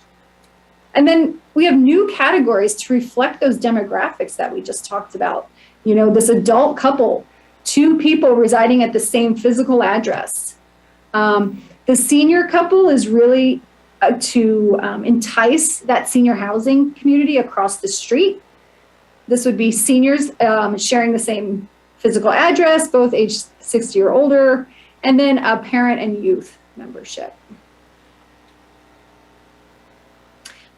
One of the other things that we looked at, you know, again, I was doing a lot of I notice and I wonder, was, you know, the multi-punch pass, this is what the current age categories and what it costs. And basically you're giving away 5 free passes, you know, and typically when we do this, we see it's, you know, buy 18 and you get 2 free. So it would incentivize them to, yeah, that's a deal, but it's not that great of a deal. So maybe I'll get a membership. So let's get to the overall overview of the fees and inclusions. So this is, our suggestion for daily admission. It includes your core fitness. Real simple, right? 3 categories. That's it. 20 punch pass. You buy 18, you get 2 free. I will say too that I've seen people do 10 punch pass. There's no discount. It's just convenience, right? And it also makes the 20 punch pass look even better. You have your annual individual memberships at the reduced annual fee or monthly fee. And then these, family memberships or group memberships, whatever you'd like to call it. But this is, again, getting at, there are many couples in Laramie without children. Your family of 4, though, would be 2 adults and 2 youth. And then the additional family members is generally we see about a 10% increase if you do have a family of 5. The annual membership also includes those core fitness classes, and the only other inclusion is a pre-registration for their favorite fitness class. That's a great incentive. Some of the other things that we looked at, local employer discounts, they're currently being offered, but the local employer doesn't pay anything. So because, again, this is costing you money to process them, to verify where they work, there should be, and it's a benefit, right? It's a huge benefit to your local employers to offer the community center to their employees at a reduced discount. So the community center should get something out of this as well. And it doesn't have to be, exorbitant. We have some recommendations in the report. Currently, there are scholarships available, and they're mostly utilized by youth and seniors. So that's just really a policy change. Just put that in writing that scholarships are based from generous donations from the community, and they're just applied to youth and senior activities. And then the needs-based discount, this was something, Jody really believes in, I believe in as well. Anyone who wants to access the recreation center should have access to it regardless of their financial need. But that's really something the city might want to do some more analysis with, because, how many that is, I'm not sure. But there will be, this will have an impact to your bottom line, to your expenses. Membership is a benefit to City of Laramie employees. Same thing. This would be something the city would need to support, but it does, employees who are healthier, this is a great incentive. We use this where I work for part-time employees and say, you get a membership to the recreation center if you work part-time for us. People are like, great, you know how much that costs me? That's great. So it's a perk. But then again, we'd have to get that funding from another department. Right. And then, of course, to roll out these fees gradually and as these changes and improvements are made is another suggestion. Yeah, people want to see the value increase when fees are adjusted. So then I just wanted to share some online survey results. About 50% had a current membership, but of those, many of them had it in the past. And I think what we have to keep in mind, this survey came out, shortly, last summer. So a lot of people had said, why are you not a member? Well, lack of use, right? There were capacity restrictions. There was mask required, a whole range of things for people to lapse. But they're using the rec center. 82% said, yeah, I use it. So it's, again, how do we entice them back to get that membership? This was a question they put out, what are the most important areas if addressed would increase your use? Lower pricing and user fees. Well, as Craig says, I want to pay less for everything, right? Who wouldn't say lower fees? But it's also that perception of value and what they're getting for those fees. And the different hours of operation, again, this is coming out of COVID when it was greatly reduced in hours. So some of this we can interpret with the times. Okay, diving into operations. So over the 3-year period before the pandemic, cost recovery was averaged at 76%. Now, again, that could be a little higher if some of the staff were allocated other places, but our recommendation is that you actually need a little bit more staffing to achieve that value in some of your aims. So still, I think this is, in my opinion, I'm not knowing what the City of Laramie cost recovery goals are. I said, Jody, this is not bad at all. So if this is the level where you want to get back to, it's a starting point. Now, this does include the mill grant with your revenues. Here's our expenses. You remember the percentage from the benchmarking. The expenses at the community center really aligned. They tracked right with this, right? To me, your expenses looked great. They looked right in line.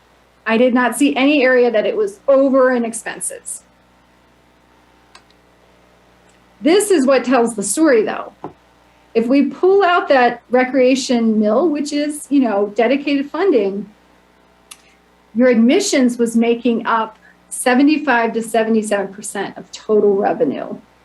And this makes you really vulnerable because without those other two sources, as your expenses continue to increase, particularly with staff, and we know they will, if you have nowhere to go but in admissions, you just have to keep raising your fees, right? To try and keep up. And soon you just kind of priced yourself out of the market. So it's thinking about what are those other ways that we could bring in revenue. When we looked at program revenue, these are the 3 big program areas. Again, that Adventure Kids, that's great. But if you remember, we said it's at capacity. So how much room for growth is there other than raising the fees for that? Aquatics, same thing, you can look for room for improvement, to increase revenues there. But that's really tied to that staffing, right? Which we know can be an issue right now with lifeguards. And fitness programming, the drop is because of simply how they was including fitness with some membership and some specialized fitness. So that to me could be an area for growth. And again, think about non-traditional rec programs. There were some great ideas in the survey, what people wanted to see as far as classes, offerings, partnerships with local businesses, offering things like a watercoloring class, finding those key community leaders and then saying, hey, would you be interested in partnering with us to provide this service? And for me, this would be the new facility managers, his or her top goal is how do you grow revenue outside of admissions? How do you increase this revenue? And then the room rentals, instead of a discount for a membership, you have a peak rate and a non-peak rate, right? And so if you want to pay less for a room rental, then you come in off peak times.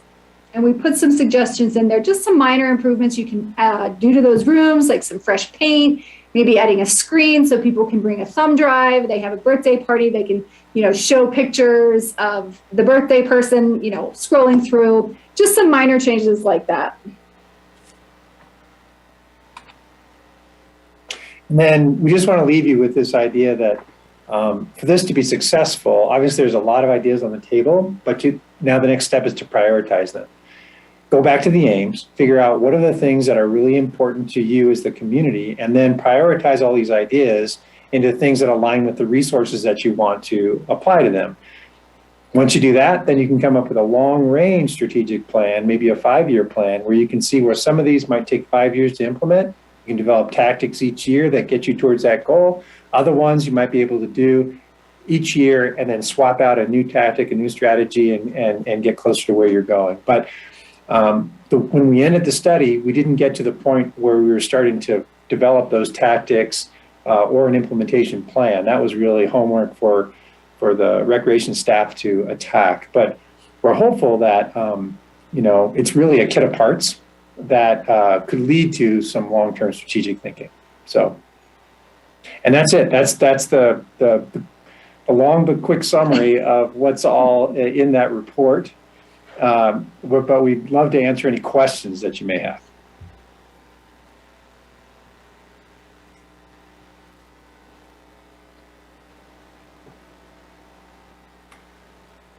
And Vice Mayor, if I could also add, if there's any questions that are more directed for staff, I'm happy to pitch in as well, because we have been working on implementing many of these ideas, and they'll take a while, but we're getting there. So, Okay, great. Thanks, Jody. And I just want to thank Craig and John. Thank you so much for the presentation.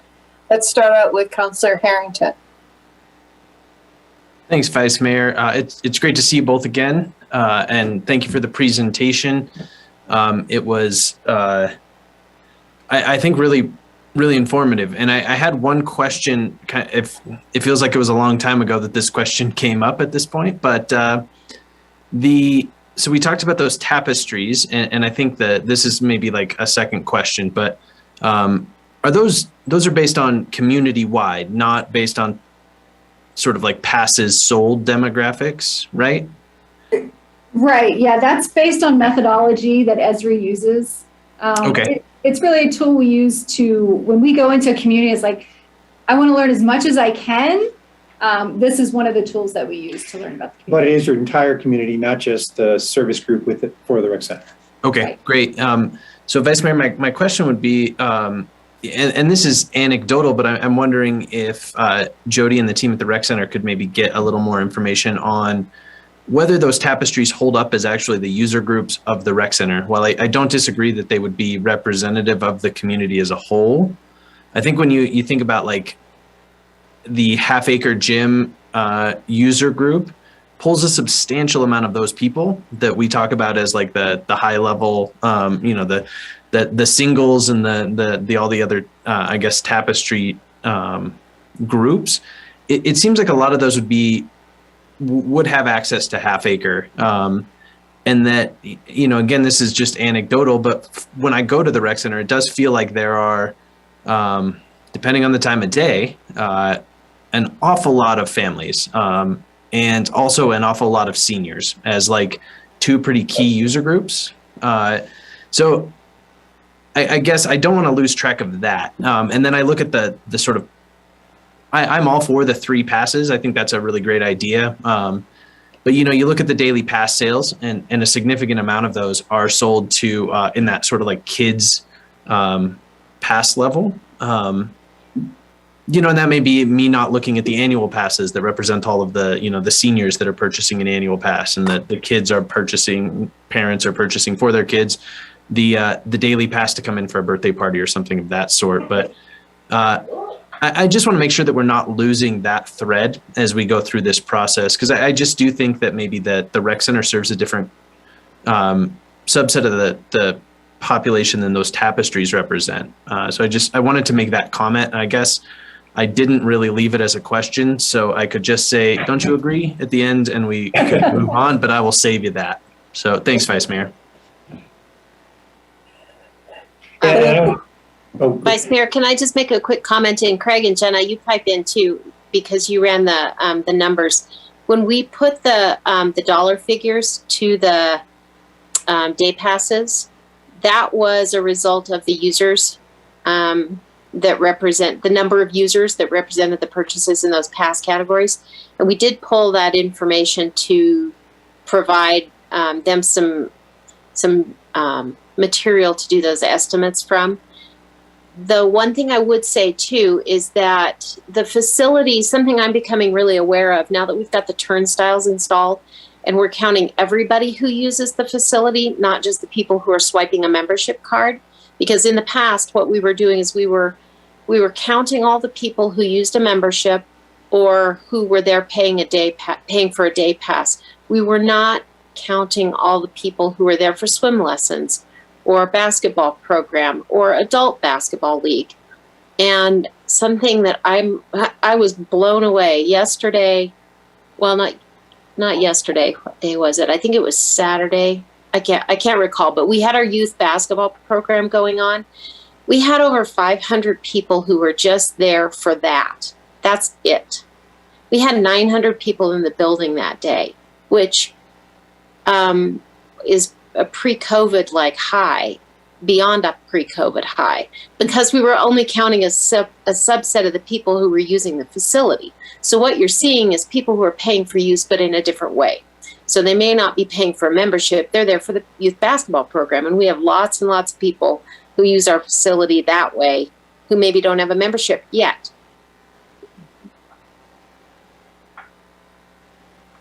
Craig and Jenna, did you have a comment? Oh, I just wanted to add that, anytime we do an analysis, when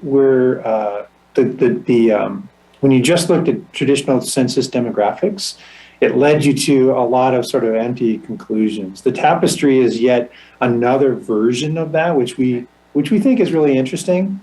But we also know that you're absolutely right. We've come to a place where the recreation center is attracted because of what it is and what it offers. It's attracted subsets of the population that may not show up as the dominant ones in any survey that you use. And so that's where, Jody's staff is going to have to dig in and kind of understand what boots on the ground is doing. The thing that we'd like to offer, though, is that the numbers actually offer the group that's not there. And I think that was the point that you were trying to make.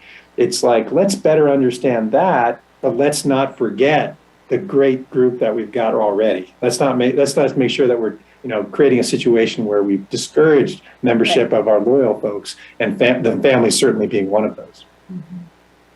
Vice Mayor, if I could just add, I would say, I guess my point is really a little, as we consider renovations and things of that variety and changing programming and all of those things, I'm trying, in my mind, I'm just trying to weigh whether we should be looking towards, sort of more direct competition with other people and other businesses, I guess, or more traditional businesses, or whether we should be, sort of doubling down on this thing that we already have. And it's not going to be a black or white issue here. I mean, we're gonna likely do some of both to some extent. I guess maybe that's more the point I was trying to make in that. So to put a finer point on it there at the end, and then I'll leave the conversation for others to talk for a while. Thanks, Vice Mayor. Yep, thank you. Councilor Schmeckel. Thank you, Vice Mayor. I kind of want to follow up on what Councilor Harrington just brought up there. There's great analysis into our competition for programming here in Laramie on this. Is there any differentiation in programming that we need to be looking at? I didn't see that in the report here or the presentation this evening about what we need to be doing. I mean, is goat yoga something that this town is missing or some other programming like that? What is it that we can do to ensure that the citizens of Laramie are getting the diverse programming that they want? And are there obvious things that we're missing that we need to be innovating in? Yeah, that's a great question. And, one of our aims is outreach. And, that is absolutely what, one of the tactics to get there is holding focus groups, asking people, it's always hardest to know who's not coming in. So that's when the staff has to go out into the community to community events and ask, what are we not providing that you're interested in? Having those focus groups and just, not being afraid to try new things as well. Not to compete with, but to complement what's going on in the private sector. Like, for example, we found a lot of success where I previously worked with teaming with local dog trainers, because everybody in Colorado has a dog. And so we'd say, great, contract with us. You can teach beginning, puppy kindergarten. And then those, they would go out and then take the client after that, and it benefit their business. And it brought people into the center who weren't going to come in because they just weren't interested in traditional recreation. So, ideas like that is part of outreach. Right. And then some of the suggestions we had relative to some of the facility spaces were getting to that. For example, you have that kitchen facility. It's really not utilized right now. It needs to be reimagined. The opportunity there that we see that others have really taken off on is the conversation around nutrition and kids in nutrition and families around nutrition, and building a sort of camaraderie about preparing food and all that has really grown and has been something that sort of speaks to a broader mission within a community about healthy lifestyles and quality of life, and is not a direct competition with anything that's going on in the community.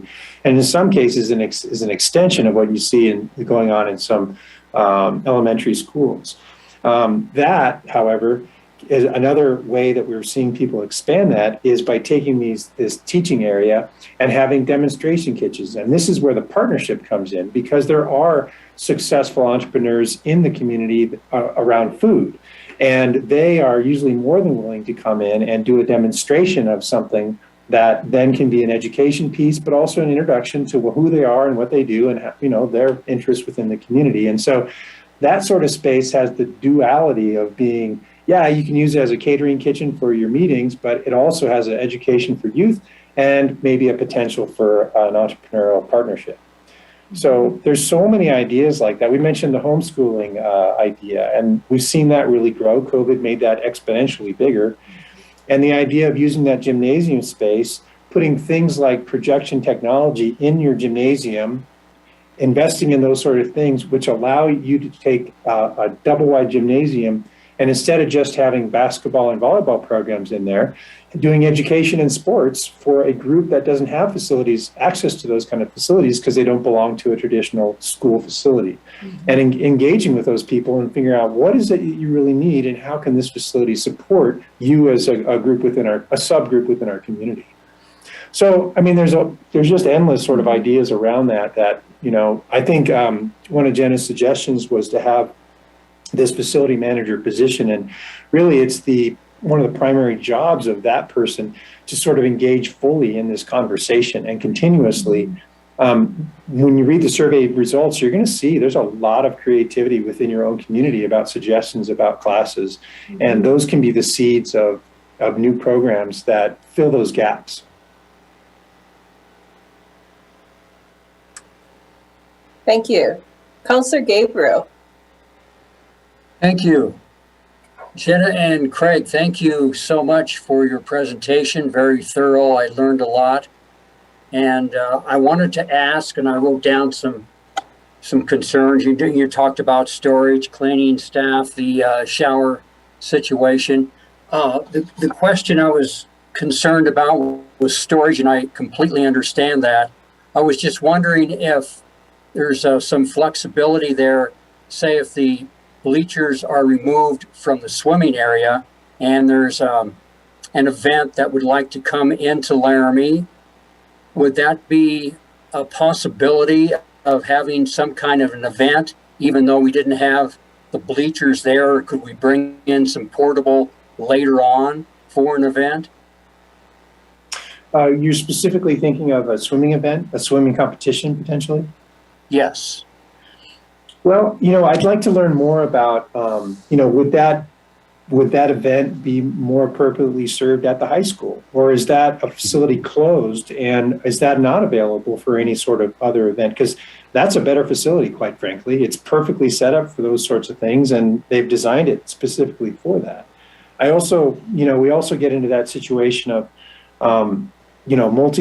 multi-use can be multi-use less. If we try to do everything for everybody all the time, there's a minimum requirement typically when we have these pools of about 10 feet of deck that we like to see.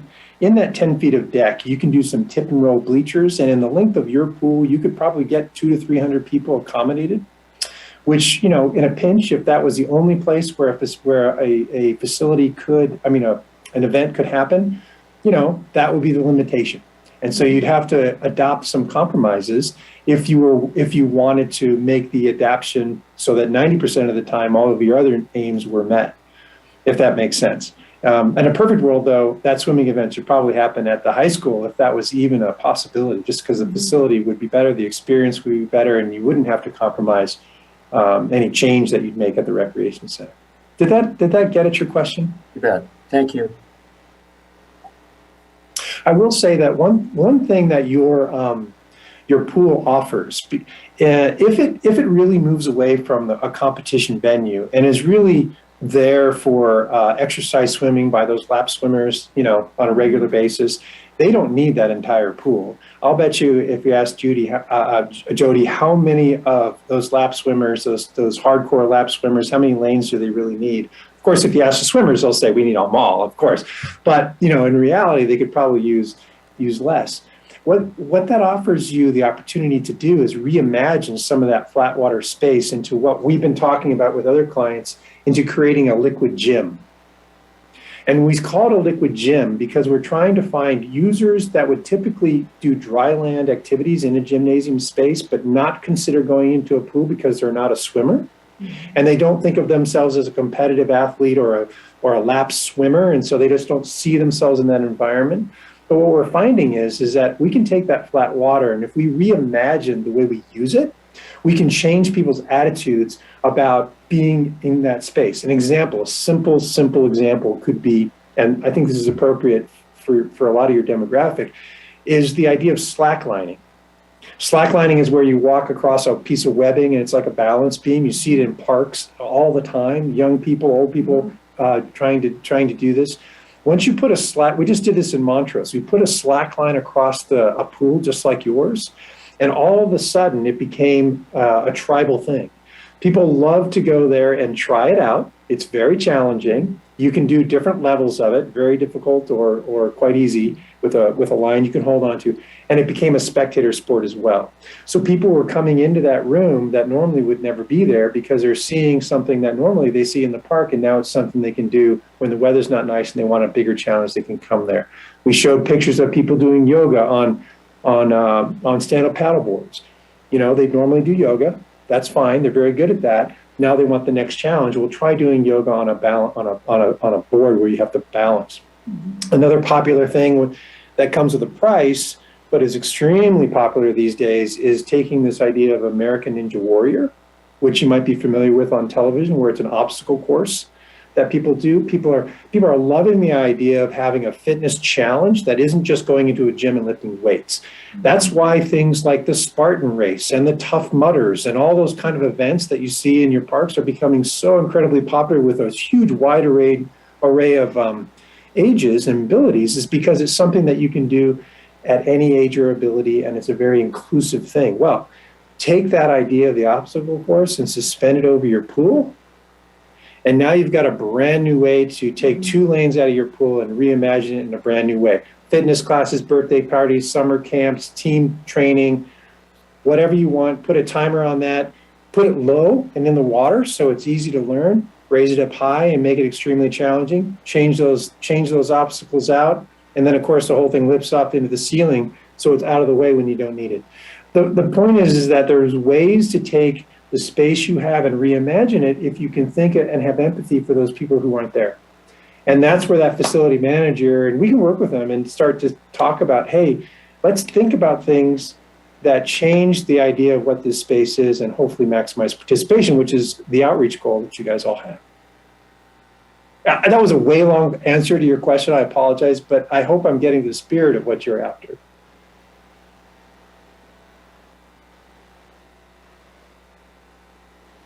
Okay, great. Do we have other council members with questions? I don't see any. Jody and Todd, do you need more from us this evening? Do we need to have another, kind of an opportunity to digest some of this and have another work session? What are your thoughts here? From my perspective, I would leave that partly up to you. You will be seeing a package coming back in a couple of months that will be the membership fees and the associated fees, the master fee schedule. So there's certainly going to be that. But I guess I would leave it up to you and see how deep do you want to dig in. I love the creativity that comes from, discussions like these. And I will tell you, if there were no restrictions on money and time, we would certainly be able to do a whole lot more. But we are doing our best, adapting the facility and adapting the staff that we have and trying to adjust to the community desires and needs.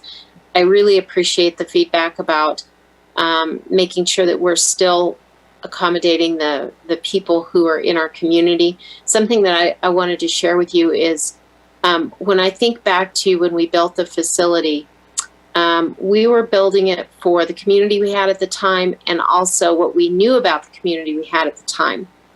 And so we had all of our membership fee structures, the way they were set up in terms of what they included as a membership benefit and what the pricing looked like and how the curve worked between the low, the children and the adults and then back down to the seniors, how that all was structured. That was structured for the community and what we thought we knew about it at the time. I'll tell you though, too, I think that our demographic analysis these days is much more I'm not sure what the right word is, but it gives you a lot more information about the people who are in it. It's not just about the age and, genders. And I think that that's really helpful in terms of modeling what we do in the future.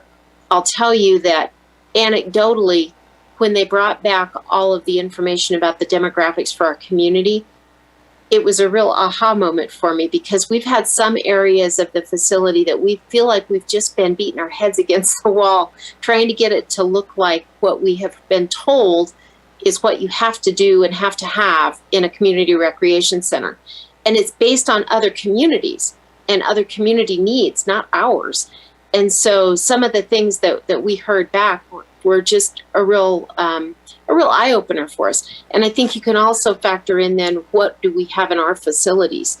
One of the things that we have that nobody else has is a pool other than Half Acre, which, if you're not a student, there is a cost that is very comparable to our recreation center memberships. And or if you're just a community member, you have to know somebody who gets you in so that you can buy the membership. So it's not just it's not as easily accessible as one might think for everybody in the community. So those are some of the things that are unique to us. And I think they do pull in a disproportionate number given our total community demographics of families with kids. They love our pools. I mean, that is one of their prime uses. But I also recognize that as we've been focused on the finances in our facility and a high cost recovery, we have focused maybe unduly on memberships, that piece, and then also on the pieces that generate revenue. And so some of the things that we have not focused on are areas that maybe have limited our appeal. And I think we're working on those. The family friendly area is one of them. We just don't have a lot of real kid specific areas right now. And some of the kid specific areas that we did have, we don't have them right now, were geared toward a different type of community. So like our children's playground and our child watch area, just virtually unused for all intents and purposes, which is really sad. So we recognize that we do have kids in the facility, but that's not what they want to do. They want to do something different. And so that's why we're looking to some of these other ideas and areas. And I love some of the pool ideas because I think that would really appeal to a lot of the kids who are using or want to use our facility in the pools in particular. We need to give them something good and productive to do. So that's part of why I was so excited to be able to do this. It gave us a really holistic look at what we need to be going forward for. So I'll throw it out to you. What would you like in terms of your participation, and how do you want to be involved in that? Because my initial thought was I need to do membership rate structures and get those things adjusted for the upcoming season. But maybe that's not our highest priority. Maybe there's something else. Honorable Vice Mayor, if I could add that some of the things that's coming up is we're coming up into budget, and you're going to see some of Jody's requests that are related entirely to this analysis that are going to drive some of that. And to let you know that we are working on making changes organizationally where we have a little bit of control over the custodial operations at the Recreation Center to try to beef that up and make it stronger. So we constantly work on these items, but we are also stretched thin, just trying to keep the doors open sometimes. But we do work on these items and we continue to move forward, and there's going to be lots of opportunity for you to review this analysis of the Laramie Community Recreation Center and also see it as it comes forward in budget requests for different projects that we're trying to do. Case in point, the family-friendly workout area is going to be hopefully a big one. And Jody doesn't know it, but I recently made a ploy to try to catch us another $10,000 or $15,000 towards that project through an outside agency. But we'll keep working on it and keep going as we go through it. So. Great, thank you. Councilor Gabriel. Thanks, Vice Mayor. I don't want to draw this out too far, but I just got a thought. Craig or Jenna, you can weigh in on this if you would like. One of the popular items at Half Acre is the climbing wall. And I'm not sure if I heard you guys mention that at all. Is there any possibility that the rec center in its current capacity could handle a climbing wall? Actually, one of the things that Jody's looking at is a climbing element. I don't know if that's still in your plans, Jody. I know it was one of the things you were considering. It wasn't a traditional climbing wall, but it was a climbing challenge. So it didn't look like a climbing wall, but had some of that same appeal. So that's one idea. And yeah, there is room, high volume spaces where if a climbing wall was desirable, that would be an opportunity. One of the things that you might consider, though, that might be a little bit more cost effective is a bouldering wall instead. And the thinking is that a climbing wall, to be successful, needs a tribe. And to create a tribe, you need dedicated staff. And the staff need to keep the routes updated all the time. They need to do all the training and get people certified all the time. And you need consistent support for that, to build a tribe that wants to use it all the time. And where we have seen them fail, even in places where climbing is a very popular activity, is when there isn't that dedicated staff to build that tribe. And so I'd hate to see this big investment. And the reason I'm being hesitant is because I've heard over and over again that staffing is one of the challenges. Finding a lifeguard is one thing. Finding a specialized person who understands climbing walls and knows how to work with kids and youth and adults to build a tribe is even more of a unicorn. So I would just be careful. I think it's a wonderful idea. It's great. Now, I mentioned bouldering because bouldering typically doesn't require staff. You don't need to be harnessed in. It's a limited height, and you don't necessarily, you can do it in a way where you can create challenges but keep people safe and not have to staff it. So that would be an alternative thought for that same idea. Vice Mayor, let me add a little more depth to that. I'm really excited about this family-friendly area. It includes two climbing features that are by a company called Eldorado Walls out of Colorado. And if you look them up online, they have a feature called Kinetics. It's spelled Kinetix, I think, Kinetics. And what they are is these suspended towers that are dimensional in terms of their I don't know how to describe them. They're not like rocks. They're like shapes and forms, but they're really appealing. And I just think they're going to be a spectacular addition. They'll be in that grand hall area. As you walk in, you'll be able to see them from a distance. And I think they're going to be one of those things that when kids see them, like when I say kids, I mean pretty much everybody who's, well, I don't know, adults are going to like them too, but kids are, yeah, right. Todd was the one when we got the proposal from Eldorado, he was like, did you see these? Anyway, they're really cool and they've been great to work with. The plan is that we would put two in that grand hall area with some other types of things. So it fits that climbing idea.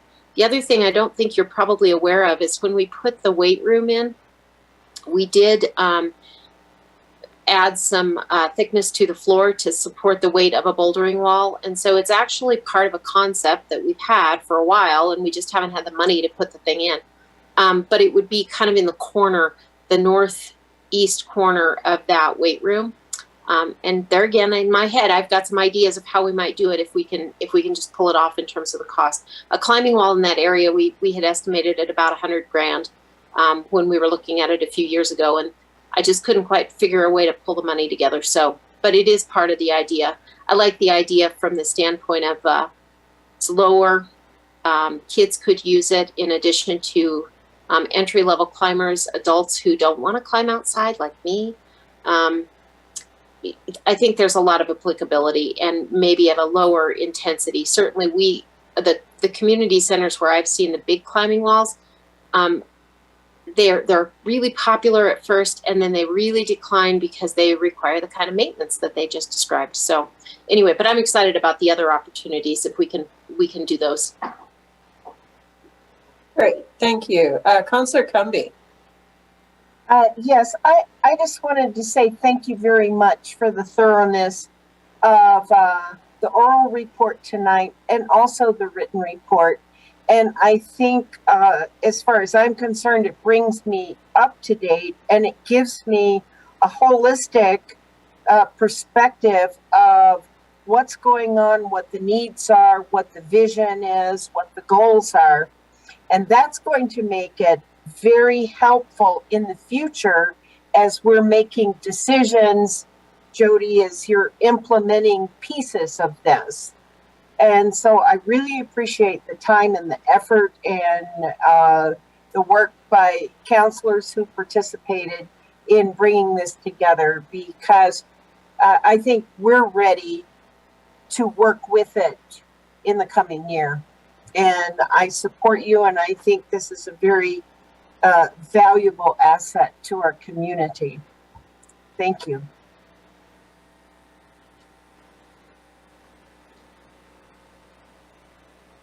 Any other council members with questions, comments?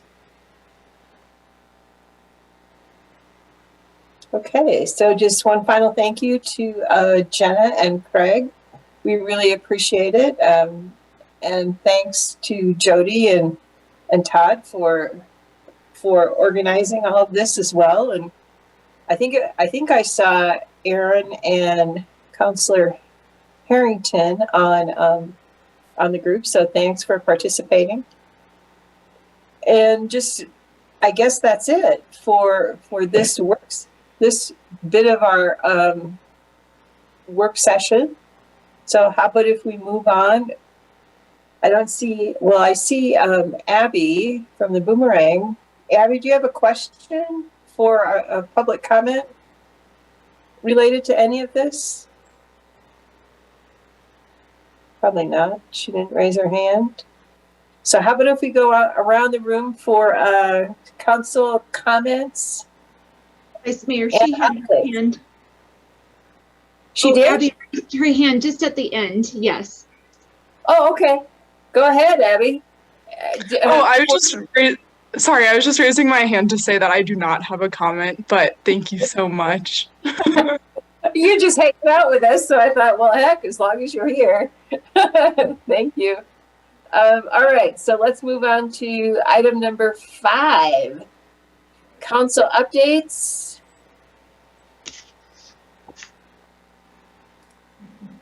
Or Craig, did you have a question? No, we're saying goodbye. Thank you. Okay. Bye. Bye. All right, Councillor Harrington, I see your hand up first. Thanks, Vice Mayor. Just a couple quick announcements for the other youth council folks. I will likely miss tomorrow's meeting. I just want to give you a heads up on that.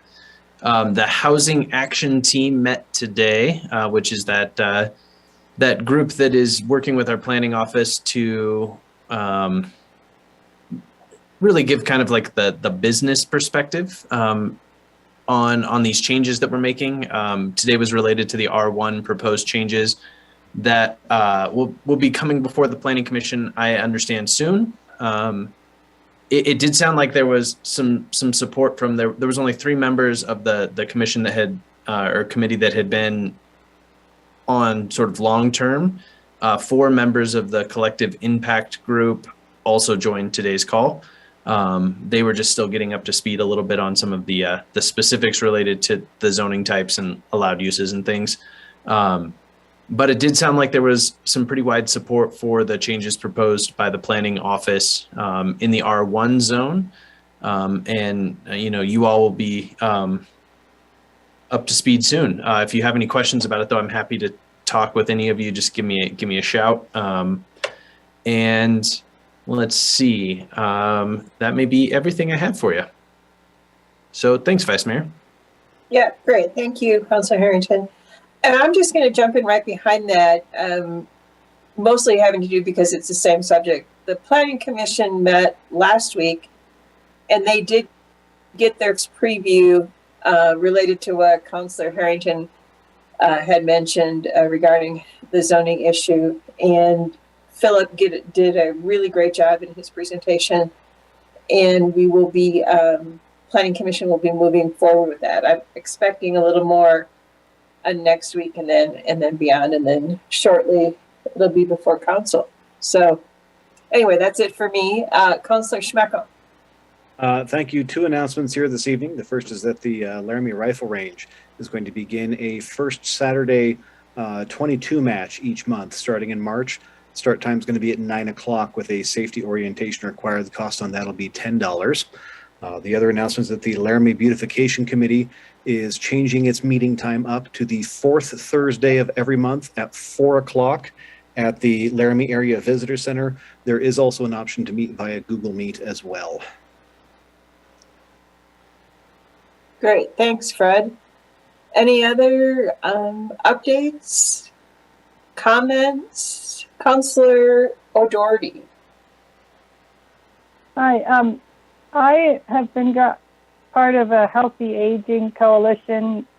It wasn't anything appointed by council, but go figure, they chose the older counselor to be on this. So I just want to point out one of the things. So we had a meeting last week, and one of the items was home modifications to help people age in place. And I remember that our fire department was doing helping people to avoid falls, because that's like the number one thing that happens to people that are trying to stay in their home is falls. And so I know we had a program, but there are also some opportunities from the consumer folks at the university who are finding grant money and things like that for home modifications. And some things could be really simple, like putting, adding handrails to tubs, ones that you can attach externally. Anyway, so they had a lot of good ideas that I will share if they come up with some things that maybe we can implement here. And then I just wanted to share this because this makes me so happy. And I know I'm not the only person that's excited about glass recycling in there. But I was thanking our staff for the glass recycling and for the pictures.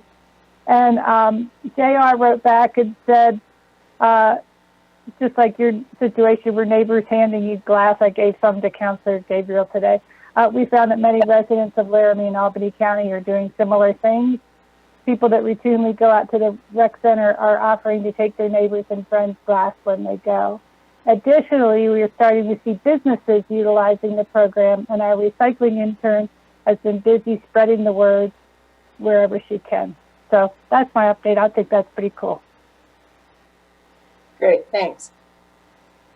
Councilor Cumby, I thought I saw you with your hand up. Go ahead. Thank you, Vice Mayor. Just by the way, Councilor O'Doherty, we have a group in our neighborhood where it started with a couple of people saying, I'm going out to take glass. Do you have any? And it's really turned into a weekly Saturday routine now. And sometimes my husband's truck is nearly full. So I do appreciate that all of that glass that we are now taking out on Saturdays to the landfill is not going in there. So my announcements are the vaccine incentive group had taken a break before Christmas, and we will be reconvening on Friday and every Friday afterward. And we're shifting our focus to more of a COVID response group. and looking at it more holistically about monitoring and providing information to the community and working collaboratively with local organizations. So I think that'll be positive. Secondly, the Board of Health, we were unable to meet this week due to lack of quorum, but we will be calling a quorum so that we also can work with the COVID response group to make sure that our numbers keep going in the right direction, which is down.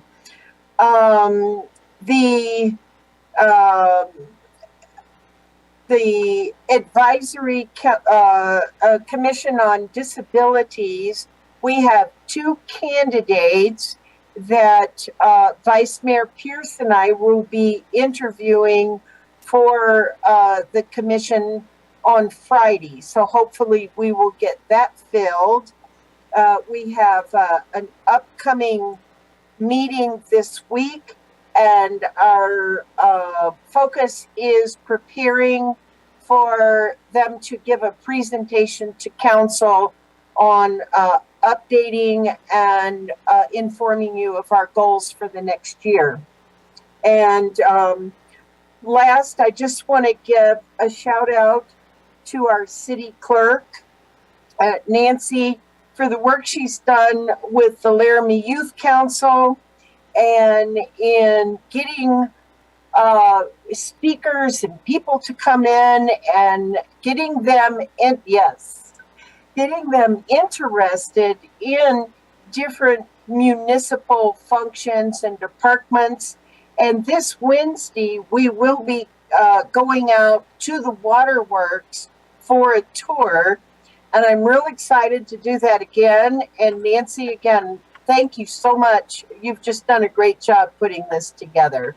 And that's my report. Thank you.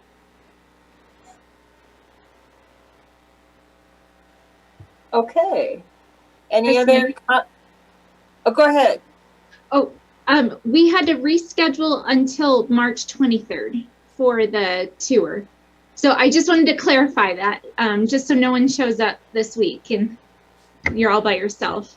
That makes sense with it being as cold as it's going to be. Yeah. Thank you, Nancy. You're welcome.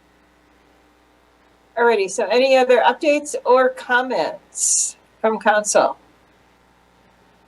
Seeing nothing, I will move to the item number 6, agenda review. So open that up and give us your thoughts. And I see Councilor Schuster is back, so I'm assuming he might have a question on the agenda, or maybe wants to give an update, and I moved too fast. No. I have no updates. I hate to say it's during the winter time and most of my activities. Councilor Schmuckel updated the rifle range and just little things on that. The second Saturday is new member orientation at the rifle range. The third Saturday is open Saturday and long distance shooting. So just little things. The Wyoming Territorial Park doesn't meet this month, so I can't give you an update on that one, and it meets next month. And all my other groups are just kind of there until summertime when things really go off. So nothing on there. My big smile and kind of laugh was on the agenda. It's a very small agenda. It should go quick, but I think the city staff is lying to me. It says right now there's just an adjournment, and that would be the first in a long time that we at the end of a meeting would adjourn and didn't stick an executive session on there. So I'm kind of waiting for next week to believe it. I'm guessing Nancy's there laughing at me too. I can see her. And I'm kind of waiting until like Monday of next week and see what pops up on us. So, thank you. All right. Anybody else have comments or questions related to the agenda?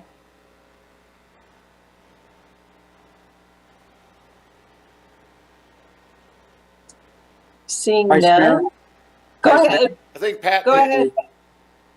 A question to Nancy about redistricting. Do you think you're going to have enough information on that work session for council next week to have a adequate discussion? Vice Mayor, through you, I think we do. It's made it through the House, I believe now at this point. So we're going to go ahead and start to move forward. We have such a short window to get our work session through to give staff direction on what map we're using for the ordinance, that we really have to get our ball rolling. And so that's part of why we put it on the March 1st agenda. The county attorney has a short window as well to get it after passage by the council onto the county commissioner's agenda to get approved and published to the public and proceed with her whole election cycle. So we're kind of working on a tight frame window and stuff, but I do think that we're good to move forward.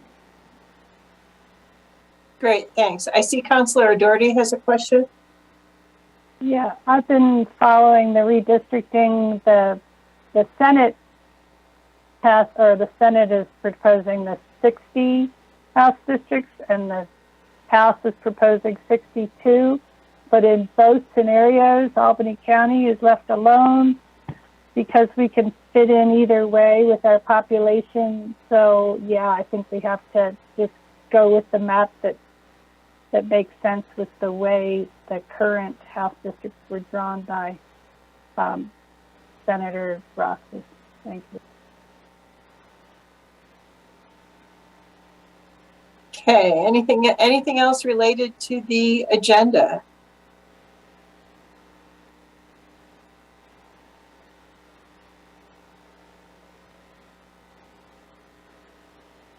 Okay, so if there anybody wants to have a discussion related to the rec center or our presentation, it would be my thought to maybe, reconvene this thought after the budget session when we see what's coming forward and what what we're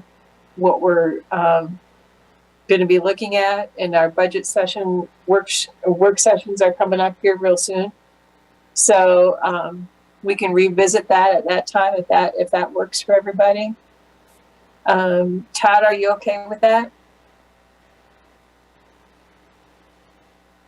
Looks like he may have. Todd, are you okay with that? Yes, ma'am. Okay. Yeah, I'm not sure it'll even be necessary, but certainly once we have a better picture, we can. I don't recall, anything related to the rec center specifically in the goals. I mean, I think our goals cover a lot of it generally, but I don't think we have anything specifically in our goals. So that's why I was thinking maybe we may want to think about that more deeply, but then again, maybe not. So with that being said, let's adjourn unless anybody else has any other thoughts or comments.